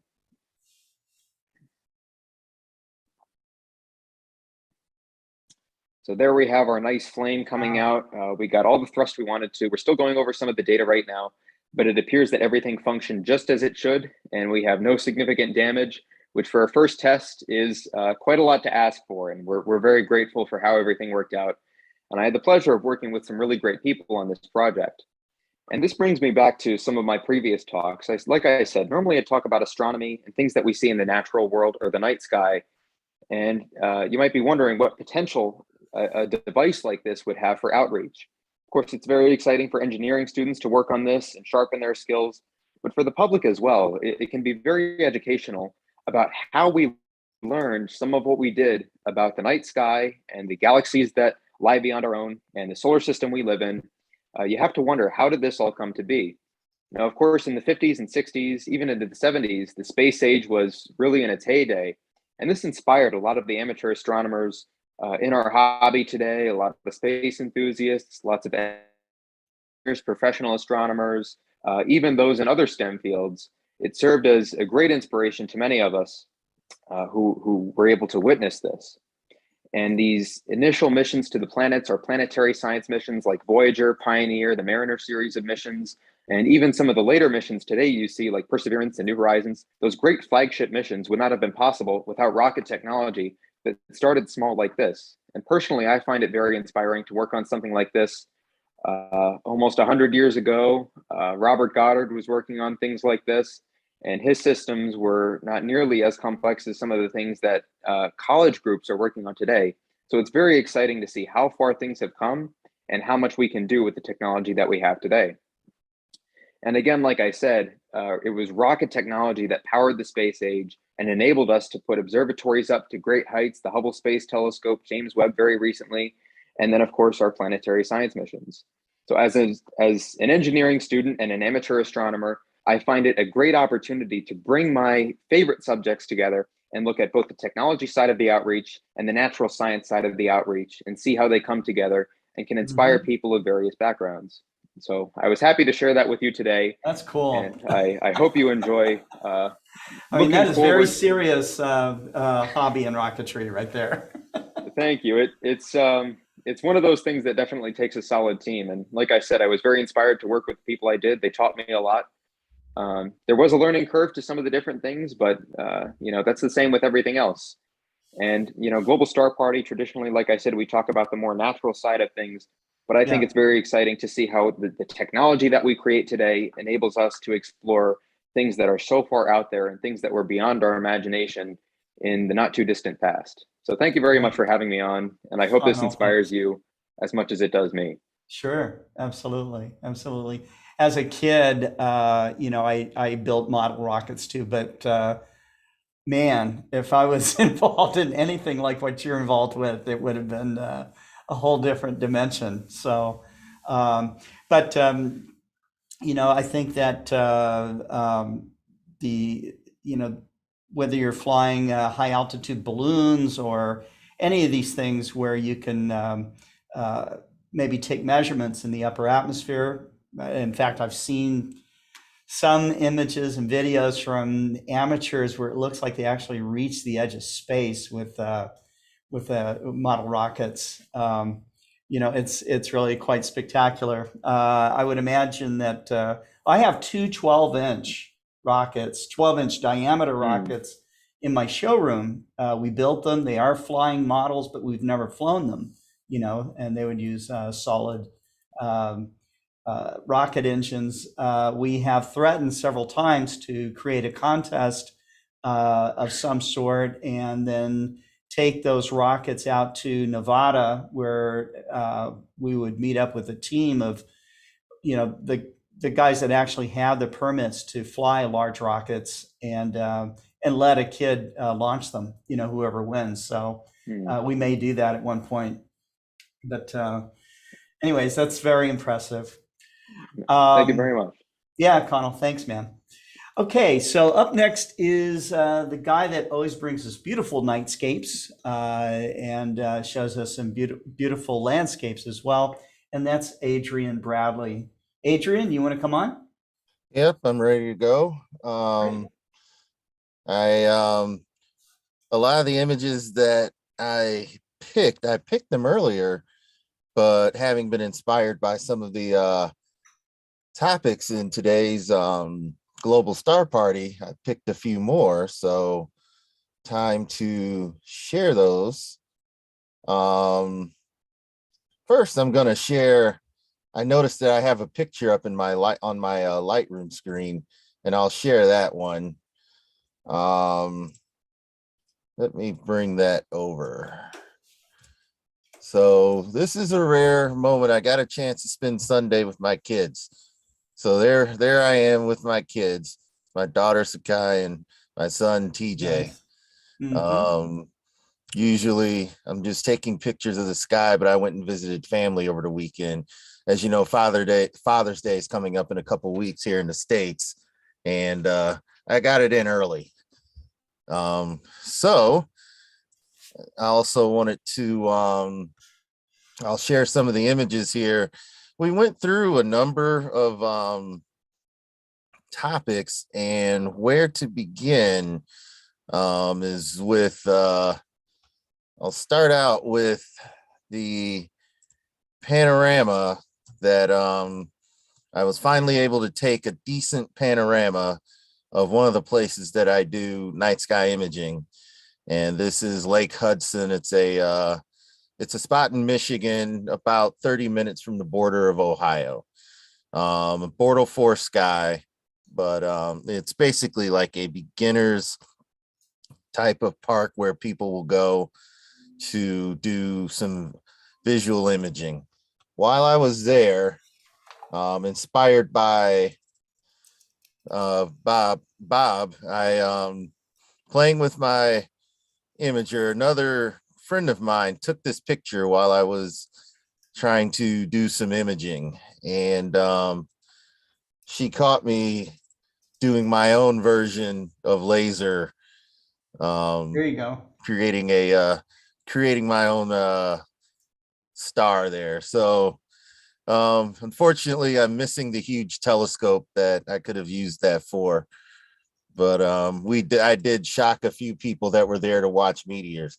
As you recall, there were the Tau Herculids that were supposed to be a huge event, and somewhere in my list of pictures, this is the only meteorite from that Tau Herculid shower that I was able to capture, and it was among the last shots that I took. So that was my ode to the Tau Herculids. I think prior to that, there was an event, but it wasn't talked about as much. And that's this conjunction between Mars and Jupiter. I happened to be there as morning was breaking. I saw this and said, that's got to be kind of important. So I took the picture. And as it turns out, it was the closest in the sky that, at least for this month, that Mars and Jupiter were to get. And this is the resulting image. Now, I did play around with the twilights. As we may know, later in this month, there's going to be a lineup of planets, and it's going to be during twilight that those planets, if we're lucky, it would be astronomical twilight, but I believe Mercury is going to rise around the time, at least where I am, Mercury is going to rise around the time where we're going into nautical twilight. And what that looks like. So this is when you're transitioning from astronomical twilight to nautical twilight, and the sky begins to get a little bit bluer, a little bit brighter. And this is in civil, you're getting from nautical to civil twilight, and the Milky Way begins to disappear. And you can see this was the same area, but you can see how much easier it was for the camera to take a shot of the park I was at, because sunrise was happening. And that's where that other image, when I turned around, this was the other image that I took around the same time. So this was, so I played around with those different lighting, and ended up also played around with doing some panoramas to get a little more detail on the Milky Way.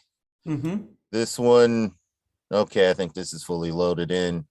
Yeah, and what I like to see is if I zoom in and the stars remain pinpoints. Now, not all of my shots were clean, but along the galactic curve, things like seeing the shape of the Omega or the Swan Nebula come out, and the Eagle Nebula with a 50mm lens, it's something. And then seeing the shape of the dust lanes, something that I'm playing around with a little more. These are either plain satellites or lucky meteor strikes while I was out there. But this is something that I've begun looking at, due in large part to what Bob, what you've been sharing about dealing with sensors, ISO sensitivity levels. I went and did some more research and started getting better data from my camera, knowing that it has a pretty high, you can go up to about ISO 3200 and still get a good signal to noise ratio with that particular camera. So it allows me to play around with values. Also with my Sony camera, it's got a pretty decent high value. And of course, inspired by Karim, I had to go find another picture, a little cleaner picture of that lighthouse that I like to go to. Now, there wasn't much aurora going on at the time. In fact, there was really none, but ultimately, I'd love to modify this camera and have it take over for doing my nightscapes, because I think the camera does a really good job of helping me create pretty clear images out there. So then this is another, sometimes the moon is out, you just play around. This was about a year ago in the winter, and I decided to try. And then I figured this part out. This is when dust is on your lens, you can create this interesting artifact. I thought that this was some sort, because it was really cold, I thought this was some sort of pillar, and it just turned out to be dust on my camera lens. When I wiped I took a microfiber cloth and wiped it away. That went away with the other shots that I took. So as always, I never stop with just doing Milky Way photography or things like that. If it's something that I think I can create a decent image, I may not always shoot for science. I may just shoot for pleasure. And this was one of those where I was trying to be creative a year or so ago. Now, recently, I had the opportunity to shoot at the, I was able to get a good Earthshine picture. I played around with that and turned out to get, this is a single shot Earthshine picture. So, of course, this limb of the moon is blown out. Yeah, but I like those kinds of shots. You know, I love seeing the Earth shine on the moon, you know, and also that glow that's coming out there as well as. Absolutely. I just watched, you know, some recent, not recent, but just the Apollo films again, and they were describing the surface and how much it looked like asphalt. You know, it's really actually quite dark. You know, so right. Yeah, and that's like here's an example of that glow used in a scene and the surrounding stars. It's I really liked how this picture came out. Also, let's see here. I did try to do a composite where there's actually some detail here with a couple of shots, but it I didn't get the Terminator quite well, so it looks like there's a huge crack in the moon. So that's a challenge for another day, is to make this a lot cleaner and make it look more natural. Although I think it was close. I think there's how I take the photos and what I select I'm gonna have to play around with that and play around some more. So we're talking about big telescopes. We have a site where we have a radio dish at the University of Michigan, and the radio dish is not in use, but the university is looking to would look to raise money to get this dish used again. There's this bright light. This is our observing field, and we have that bright light there. So unfortunately, as I'll show you another neat picture of the dish and the Earthshine moon, I played around with some images there, but unfortunately the dish just sort of sits there dormant, and it was the topic of vandalism. The university had to do what it needed to do to keep people from trying to climb this dish, and that's why that bright light is there. But at night, it produces this huge glow. Yeah, and I don't know if that keeps the dish any safer. You know, it just lets people see what they can go and climb on. Yeah, and it ruins night vision at this part of the park as well. So and you can still, the camera can still get stuff, but look at the lens flare coming off of that. And if I turn around, I can still get what amounts to a reasonable Milky Way shot, but then you see the light. I believe I've taken some shots. This was with the stock camera. Let's see if this one is, yeah, these are some shots with the modified camera. So I was still able to get some detail here, but it did, I believe this was this was either single shot or a composite. I forget. It may have been, this may have been 30 seconds. Let's look. Yeah, this was a 30-second shot tracking. And what happens is I sacrifice a little bit of detail. This mirror, you can see that it's a little blurry.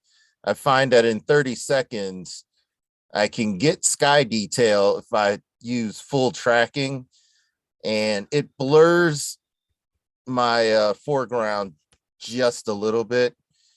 So if my focus is on what's in the sky, then I'll just go 30 seconds full sidereal tracking. And so that's something that I began doing. I took this shot with a filter in it just to see what would happen as the Milky Way is rising. You know, you can see some of the nebula here as it's sort of it looks like it's hiding behind that tree. I thought that was an interesting composition. So a few more shots. This was with the Explorer Scientific mount that I have. I took some frames. Now, not nearly enough. This was me experimenting with classic astrophotography, pointing at the North American and the Pelican nebulas, the Cesar region. That's a little crescent nebula right there. Beautiful. And this is something else that I haven't gotten the name of. It's just a start. There's some processing. Now we worry about darks and flats and things like that. Different from what I'm usually doing, but something within the Milky Way. So there's always room for improvement. And it's something, if I'm at a site that I've already captured a wide field view of, I'll try for a wide field classic astrophoto shot. This is with an 85 millimeter lens. So it started out pretty good, and there's some more tracking, and you can see some of the detail of the Pelican right here, which was part of what I was hoping to go for. Now you can also see that there's a little bit of star trailing. The stars aren't perfectly round, but that's guiding would help me with that, and that's something I would have to get into. So we'll take a quick detour. We did some outreach. These aren't going to be the biggest pictures, but there's a fellow friend of mine. We got the call to do some outreach. So one of my astronomy clubs came out. We're still wearing masks here, but we at least got to do the outreach. These are a couple of the club members sharing how telescopes work. And because it was cloudy out, we didn't have solar scopes. We pointed at distant objects. Pretty sure they pointed at this basketball goal back here. And this is the photo again of, we both did some presentations here. I did my slideshow with some of the images, and this was probably the biggest hit as far as images goes. That when I had a section in my slideshow, it's shooting at the sun. And this picture, which I know I've shown here before, was the biggest hit among the students when they saw that one. So that one may have to go on sale at some point. But that was when there was smoke in the atmosphere. So a couple more before I turn it over to Cesar. In an effort to get a pretty detailed Milky Way, starting with a 2-minute exposure, and then I believe this one may actually be stacked with a couple of 1-minute exposures, and then composite we laid down there was somebody observing, so there's movement here, and tried to lay down a composite. There's more for composite shots. There's a little more work to do, but as far as Milky Way, I was surprised to get the cat's paw here, part of the lobster claw, and part of the prawn nebula, as well as these other features here that are poking out of the haze. It was a hazy sky, but I was really happy with a 35 millimeter lens. I was happy with some of the detail I was getting. Here again is the omega. And whenever I can see a bit of the shape of the nebula in the it gets shot exciting. zones. Yeah. There you have the I don't know what NGC object that is, but we know that over here you have the butterfly and you have Ptolemy's cluster and much more going on. You know, don't quite have like the Rho Fugate complex, plus it was hidden in haze, but of course M4 shows up rather clearly over here. And I think there's another globular cluster that doesn't quite show up because of the glare. So even in haze, I found any hazy Bortle 4 skies, I was still able to get some decent a decent image of the Milky Way here, 35 millimeters. So doing some more work in 35 millimeter, and not always just for the sake of just imaging or a beautiful image, but something that's got some detail to it, something I can learn something from. I can look up what nebula that I've shot and then see what I've got from it. So continuing to learn there, and then to finally, and it should be around here somewhere, here we go, 2 shots. One, an initial shot. This is by no means would be considered, as far as landscape, you've got lines, you've got things that from a photography standpoint might, draw internet criticism, but from just what I saw from this zone, the clusters down here were visible, and I could see some structure in this area, and I knew that if I took a good image, I'd very likely get a decent Milky Way shot out of it. And this was at ISO 1600, which again, I'm learning that I don't need to shoot at an incredibly high ISO to get things that are really there, like this HA emission that's coming from this part of the bulge, I've learned is really there. But when I shoot a little bit to the right at 3200, then Milky Way becomes more colorful. So does the light pollution from the nearby town. And in this case, I opted to leave it in. But it also meant that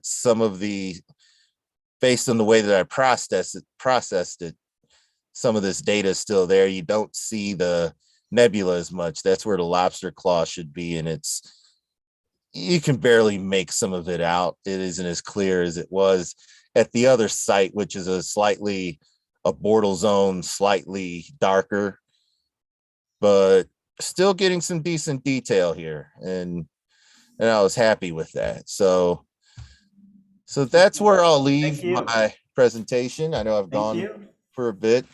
It's each shot leads to the next one. Right. And there were a lot of transitional shots. And because I want to try and get all the planets in a line on June 23rd, I'm hoping that some of those shots that I took in twilight help me get the planets. And that includes getting Uranus and Neptune somewhere in the shot where they're visible. That's going to be the challenge, because it's going to be getting brighter as I keep trying, and eventually those would wash out along with other fainter stars. So that's my presentation. Okay, thank you so much, Adrian. All right, thank you so much. Okay, so up next is Cesar Brollo, and Cesar has been making images from his balcony down in Buenos Aires, and I think he's got some new work to show us. Yes. Cesar, how are you, man? Hi, everyone. Hi, Scott. Hi, Adrian. Hi, Bob. Adrian, you made an every time that you show your pictures are amazing, and you work very, very good especially in conditions where you have no easy situations or low horizon image, and you have a really great details, and really I hope that one time you came to South Hemisphere, and of course that we can go with Maxi and another guys to make pictures. That would be awesome. Asado, and because you need, yes, all this science, because you need the middle part of the center of the galaxy higher in the horizon, and yes, all this, yes. Yeah, I have to come during winter. Yeah, that's when you see it all in winter. So I'll be doing the opposite of what most people do. Go to where it's warmer. I'll be going to where it's colder. Yes, absolutely. I can show you. I'll show you tonight a little presentation from my history in using the balcony and some details. The last pictures that I took from the balcony last weekend, because I tonight is I unable to watch the sky because it's foggy, cloudy, mist. We are going from the fog to the mist, right? Are similar, but are not the same. But I can show you my little presentation.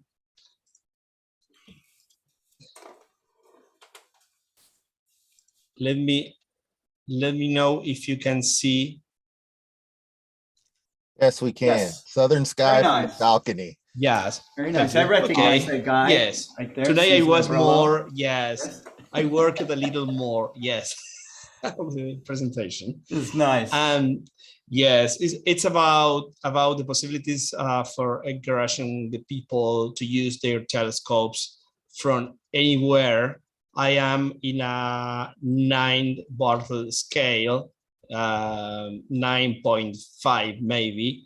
And of course that is a pleasure for me encourage the people to use their telescope or cameras from the city and make all that the sky can bring us as possibilities. Unfortunately, we have a very, very high light pollution here, but of course that we can use with the technology, actual technology, maybe we can't see many things because watching in light polluted areas is more difficult that make some type of photography.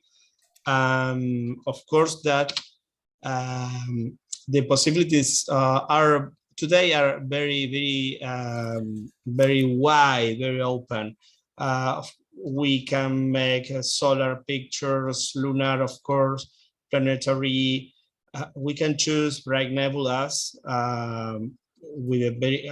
I took bright nebulas from are not in this presentation the pictures, but I showed many times that are that we can make, me and my son Agustin, we can make acceptables or pictures that say are okay from the city. Of course, planetary nebulas are more easy from the city. It's an excellent place to use large focal telescopes in middle of the city and used for planetary nebulas. The brightest galaxies, of course, that we can do it the same. As for example,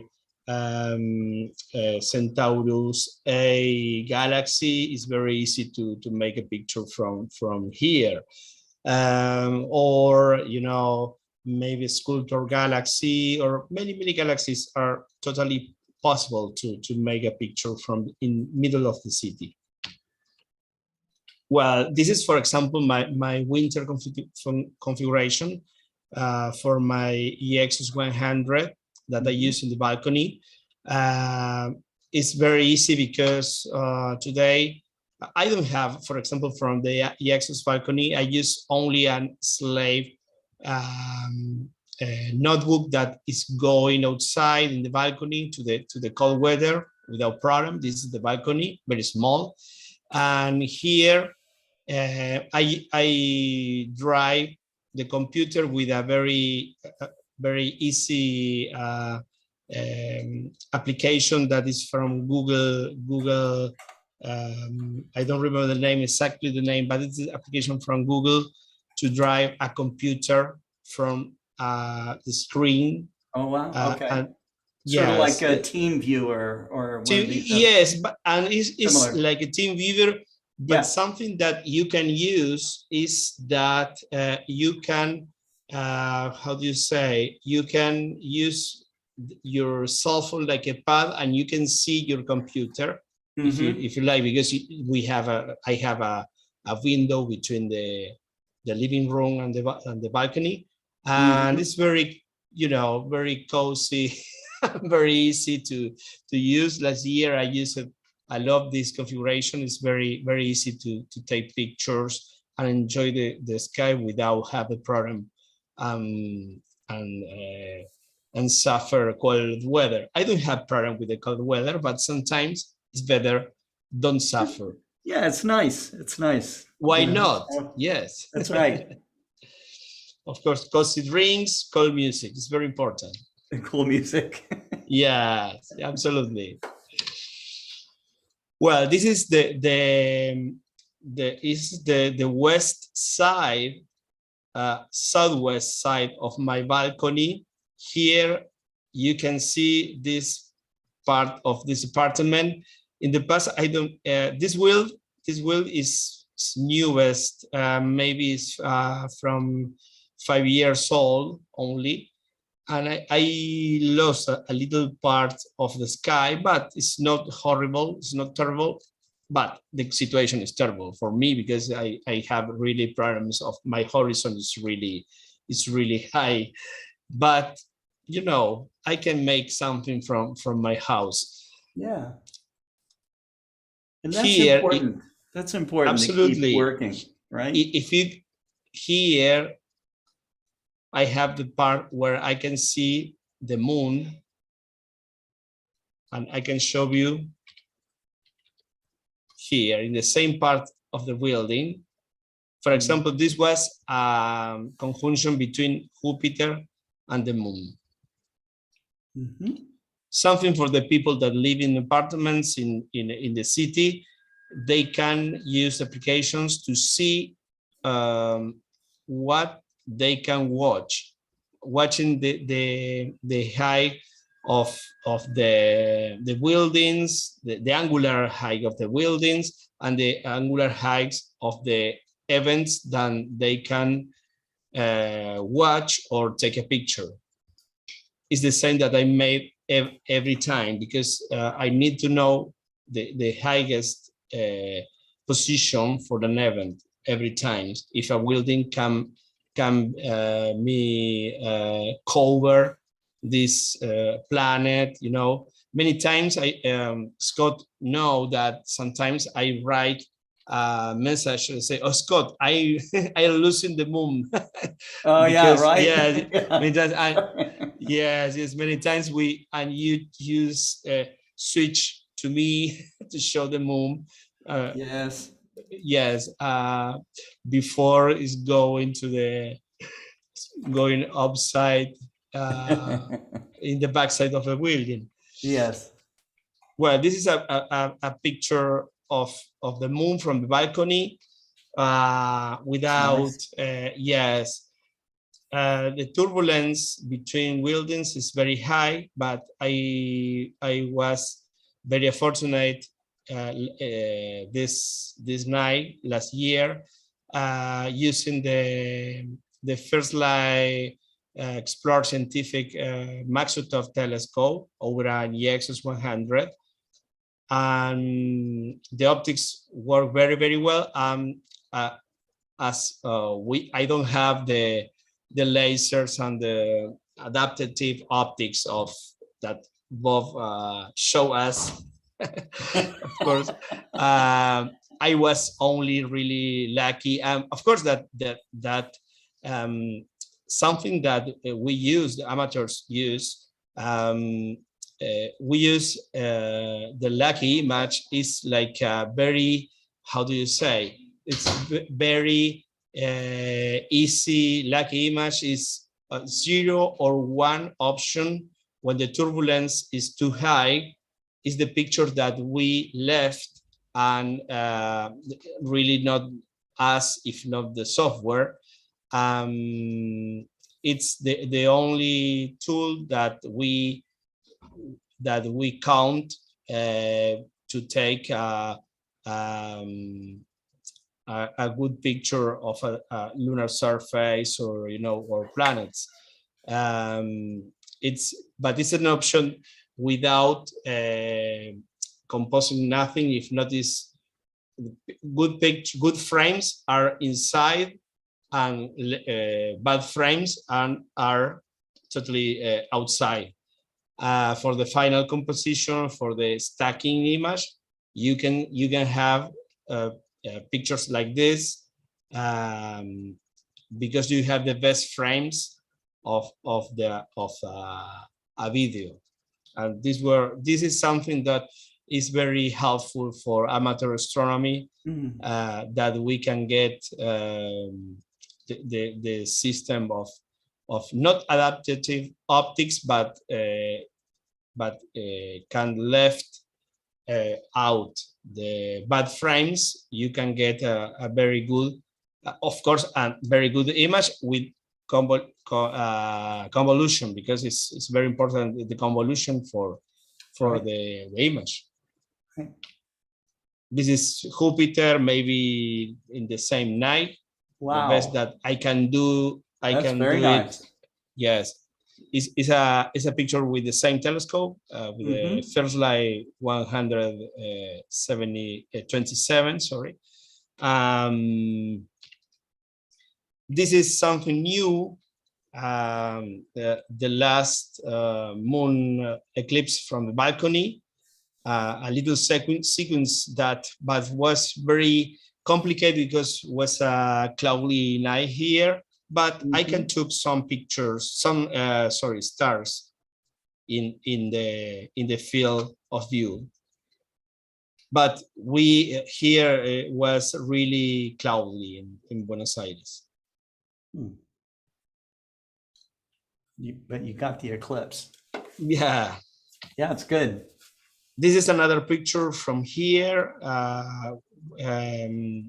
It's only with a very mylar polymer filter, the same filter that we use to manufacturing the solar goggles. Yeah, I never suspect that have a great optic quality for not only to watch the sun, if not to use more magnification and have a great shape and details from of the sun. This is another thing that I made from the balcony. Here, excellent. Here I have different configurations. Here is a very, very old mount that I have to my side. It's a mount from the 90s, maybe from the first time of the 90s. I have this one I have from the 1992. It's the more commercial mounts. Probably this one is from Japan, not from China. It's very old, and this one is because this is with pluriball, but this is because we made a new tripod in very finest wood. As the customer never came to bring the tripod, I found this in our warehouse from maybe 20 years, and I only put to work this mount to take pictures of the sky in my home, and it's a beautiful piece and very historical, but not historical, it's right? a vintage. But right. you know, it's the astronomy from the 90s. It's very nice for me. This is the configuration from the eclipse, the night of the eclipse. Oh. I'm outside of the balcony. I am near to the pool of my tower. And here is the balcony with the Exos 100, making pictures of the moon. And here I was taking pictures of some nebula, maybe Eta Carinae, and guiding with the starting to guide with the Exos 100. Cesar, how much weight do you have on the IXOS 100 in that configuration? Do you know? I used it with the limit that I used it was 8 kilos. 8 kilos. Yes, yes. But I use, you can see that I use a tripod bigger than the, yes. I have the 2 tripods for traveling. I use the small one, the supply tripod. But it's a mount that when you change the tripod, work like a bigger mount. I use it, for example, I used the 6 inches Schmidt-Cassegrain without problem. For the Schmidt-Cassegrain, you don't need to change the tripod. For the Ritchie-Chrétien 6 inches, is much better if you change the tripod to another one a little bigger, because the Ritchie-Chrétien are more heaviest. Because I tried for visual use and Schmidt-Cassegrain 8 inches without problems too. Without problems, yes. I don't try and Schmidt-Cassegrain telescope in 8 inches is, I think that is around 7 or 8 kilos. I think maybe you remember for mid or celestron, you have maybe 12, maybe 15 pounds. I think maybe that's about right. Maybe yes. A 10 inch I weighed many times, and it's about 10 inches, about 22 pounds. Absolutely, so that sounds right. Yes. I know that, but it's important that change the tripod over the 10 pounds. Yes, and good balance. Yes, it's very important. Balance. I remember that I show the with a very outside the low capacitability. I show very many times. Right. This is scary. You mean the one where we kept putting more weight and more weight and more weight? Yes, of course. But it's important. Of course, it is important. For the payload, it's important the counterweight balance. Yes, of course. Absolutely. Sure. Well, that's a nice setup you have. That's here nice. With the camera, and here with a refractor, and this very nice setup. I'm changing every time, because my balcony is not my observatory balcony. It's not only a place to watch or take pictures, if not to try equipment, and then many people give me to try or repair, and I'm lucky to use a lot of different things for us, but yes, the configurations are much more than the pictures that tonight I'm show. But well, here is the configuration of the camera only, it's excellent for me, very easy to make a setup. But I use many times, I use the setup for the guiding, the guiding work. It's the same for me. I use big mounts and small ones. And for me, the EXOS 100 is a mount that don't break my back. Right. It's very important at my age. That's very important. Yes. I have the capacities as for bigger mounts. Yes. With maybe a quarter of the part of the weight. That's the good. weight. That's good.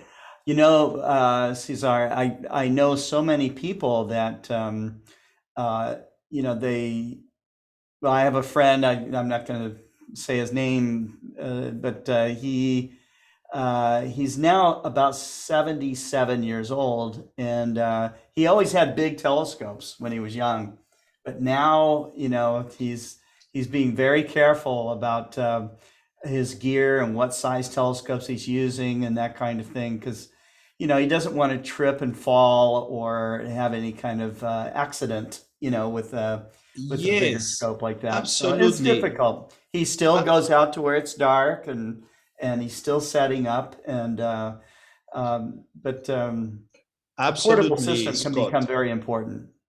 Absolutely, Scott. It's sometimes many people return again to make astronomy. I have for example, 85 years old customer that he abandoned the astronomy because for him was the time to say hello to the heavy mounts or heavy telescopes. Yeah. He was thinking in only see pictures in internet of astronomy and never return to make something of observation or astrophotography. And he actually is a nice guy because it's a pilot, commercial pilot, and you know, he loved astronomy, the stars, the sky. I'm happy because he found in this mount and small telescope returned again in a times that it's great for him. Really enjoy again the sky, and he don't need carry a lot of weight. If not, it's very easy for him the using this telescope. Here, this is my home, my tower. I am in the third floor, and here you have.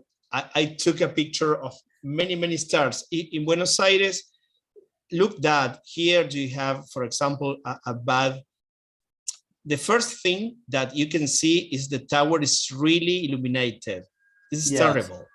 In the another neighbor's towers, do you have a lot of light unnecessary to illuminate the sky? It's ridiculous. Here in our tower, we don't have this kind of light. But it's a place, Buenos Aires, if you have low humid time or weather, sorry, you can see stars, or in a picture of 30 seconds, you can get some stars. It's not impossible to make some astrophotography. Here is a picture that took Agustin. It's a Milky Way inside. Yeah. Yes. Do you remember maybe this? Because I told him, I remember that maybe he told these pictures, I don't know, maybe 6 or 7 years ago. They was when he started to understand how to process image. He took this impressive picture of Milky Way, and here you can see the cold sack. Here is the Southern Cross. Here's Eta Carinae, and it's impressive because I never seen the picture of the Milky Way in the middle of the city. Believe me that I never took again the same picture. I don't know how, because I remember they say, okay, how many pictures I need to take? Okay, 30 seconds. Well, maybe you need, I don't remember, maybe 100.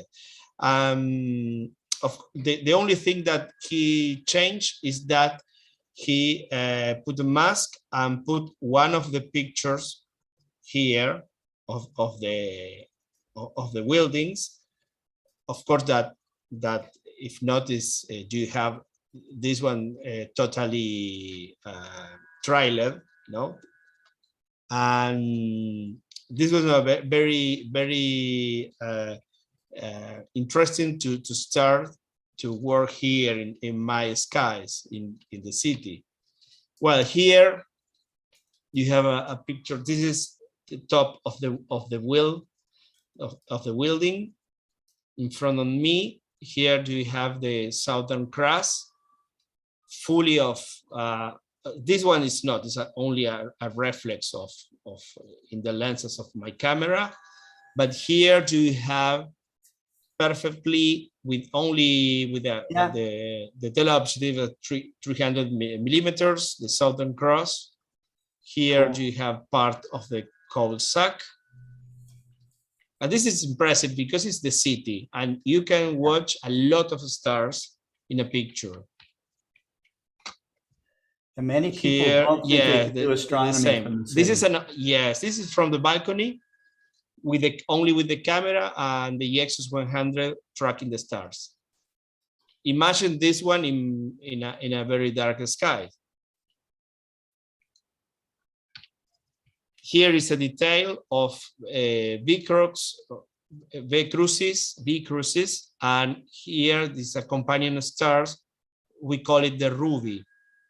It's very interesting. Yeah. Here is the historical picture of 100 miles per hour Cesar Brollo. Do you remember this? It was impossible. It was incredible. Yes, here you have 47 Tucana cluster here, because this one is the small Magellanic Cloud, and here you can see the nebula, Tarantula Nebula. Well, this one is a new work from this last Friday.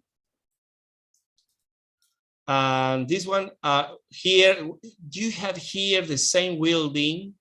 Is only I put the mask to don't so overexpose and have a white part of the building. And here you have Eta Carinae Nebula. Here the cluster. I can show you the names because I used plate solve here. Oh, there you go. The best part is that plate solve. Yeah, recognize it, yes, in middle of the city, recognize the objects and with the building inside. Maybe I thought maybe plate solve say here live Karen, you know. No. Yeah. Cool. And well, here at Tacarina, NGC 3503. Well, this is a very rich part of the sky, and it's very interesting having a reconnaissance of these objects in the sky of a city. And this one is another tool that is very easy and very affordable for the people. I'm trying Cyril again to process pictures. Cyril is a free software. All time I took to the people about this, about how you can recognize and learn about astronomy with the actual applications that you can afford without paid money. If you are more specific working, okay, you can pay PixInsight software, but first I tell to the people all the time that first learn with the free software because they need a long way to understand and learn how process pictures. I use the tool that are more learning tool, because plate solve, that is an excellent excellent application that I dreamed with this in the 90s. Sure. Scott, how many was so complicated for us? Oh yeah, right. Printed, That you have your the star maps Wiltirium, out, you're yes, trying to figure everything absolutely. out. Yes, I am completely thankful for by the printed maps, especially I have the Wiltirium maps that I love it. Actually, I use it. The maps are beautiful, but beautiful. This is so much information, you know, that we can really look at something that we shot and you go, wow, I got this object and that object and this object. I mean, how many objects are on the field right there? Absolutely, sure. You know, so but this, yes, you can. First of all, you need to compare and understand, and this is it's the times where you have more tools to learn that times for the people watching the sky or making picture. Well, here is my picture of Eta Carina the same beautiful night. Shot. Yes, it was sorry that it's a little. Sometimes I prefer, like Agustin or B, don't put you know, a highly contrasted picture, because the reality is that when you make a picture in very polluted skies, I prefer make the picture more natural, more clear. I know that sometimes the people say, no, I love the dark sky there, but it's much better for me. Don't keep all noise. If not, don't lose information of the picture. Don't lose information. Yes, right. absolutely. I agree with that. It's it's a balance between yes, because I know that along with that noise in that light polluted area, there might be some important data that gets just wiped out right along with it. So I'm with you on just figuring out each astrophotographer kind of figures out the balance that they like. Absolutely, Adrian. Yes, you make the same in your pictures. You show the glow, you show all, and you can have more details to show to the people, because you are not losing information. And this one is something that I made this Saturday. Is Omega Centauri cluster. And Omega Centauri, it's a very particular object of the south hemisphere. I used this telescope not in the balcony, if not in the roof of that is my another observatory, the roof. When it's not windy and when it's not you know, too much cold weather, I go to the roof of the rooftop of the tower. It's very, very nice. And I made this picture of Omega Centauri cluster.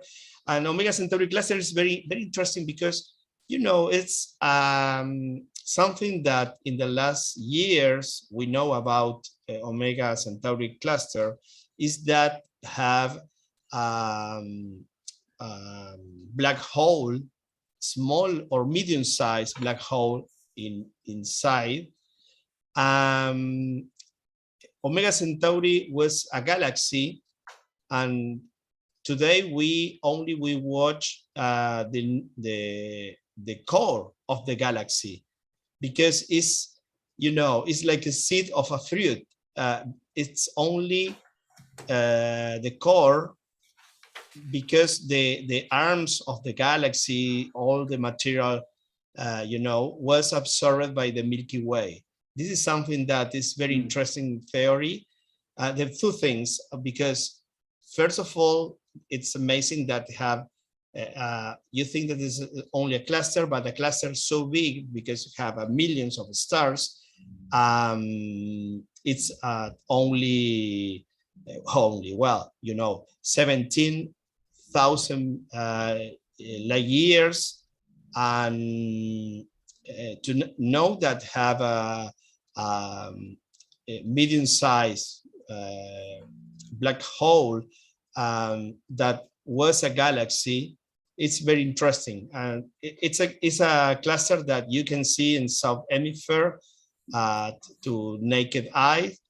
It's very interesting that when you make a picture and you balance the colors, you look that is two different kinds of colors of stars inside, because you have two different age of stars.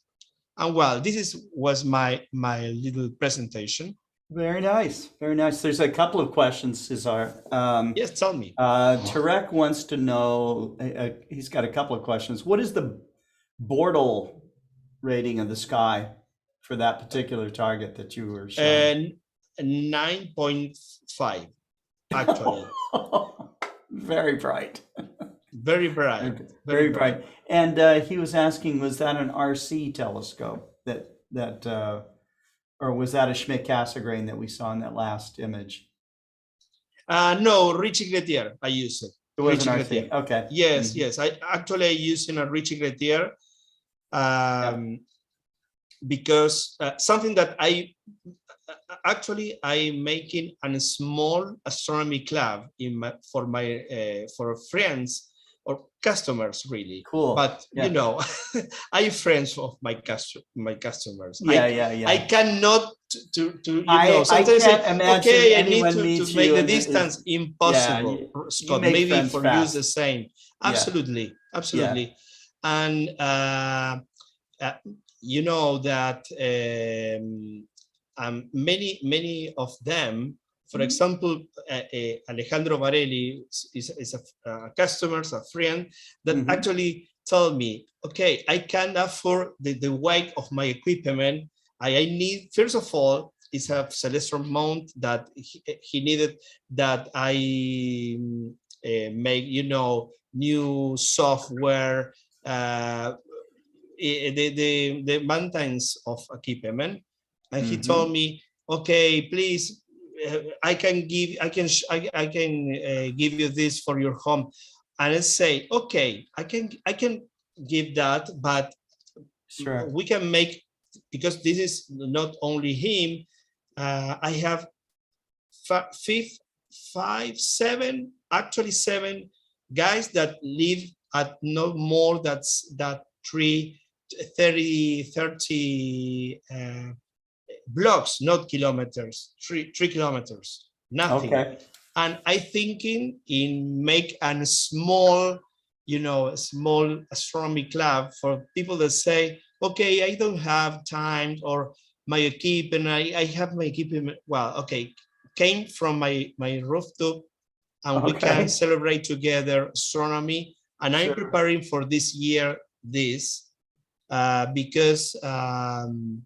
the proof that is that I'm making astronomy very well, and I don't understand why the people take the telescopes all year, and they don't use them.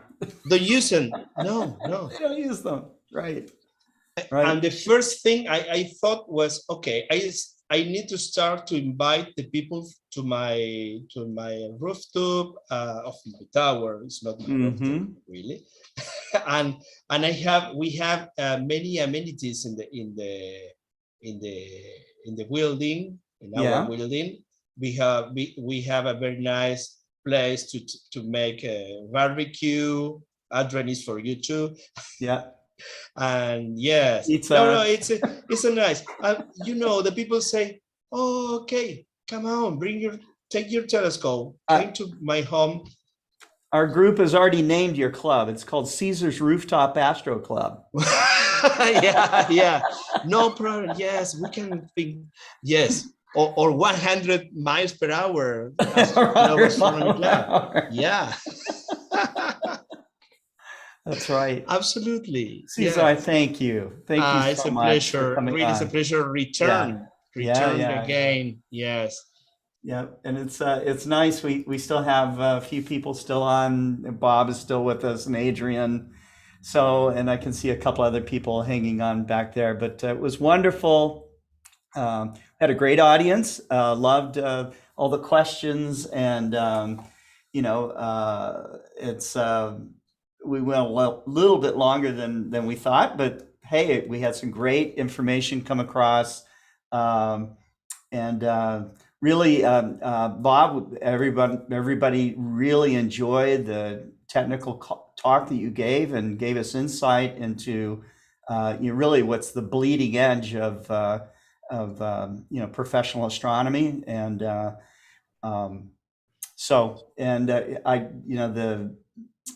Adrian's Nightscapes and Cesar's inspiration to do astronomy from wherever you are, Yes, So, absolutely. no excuse. You know that excuse, right? Absolutely. So- One month ago, I went to our star party in Mendoza in San Rafael, and the sky is amazing.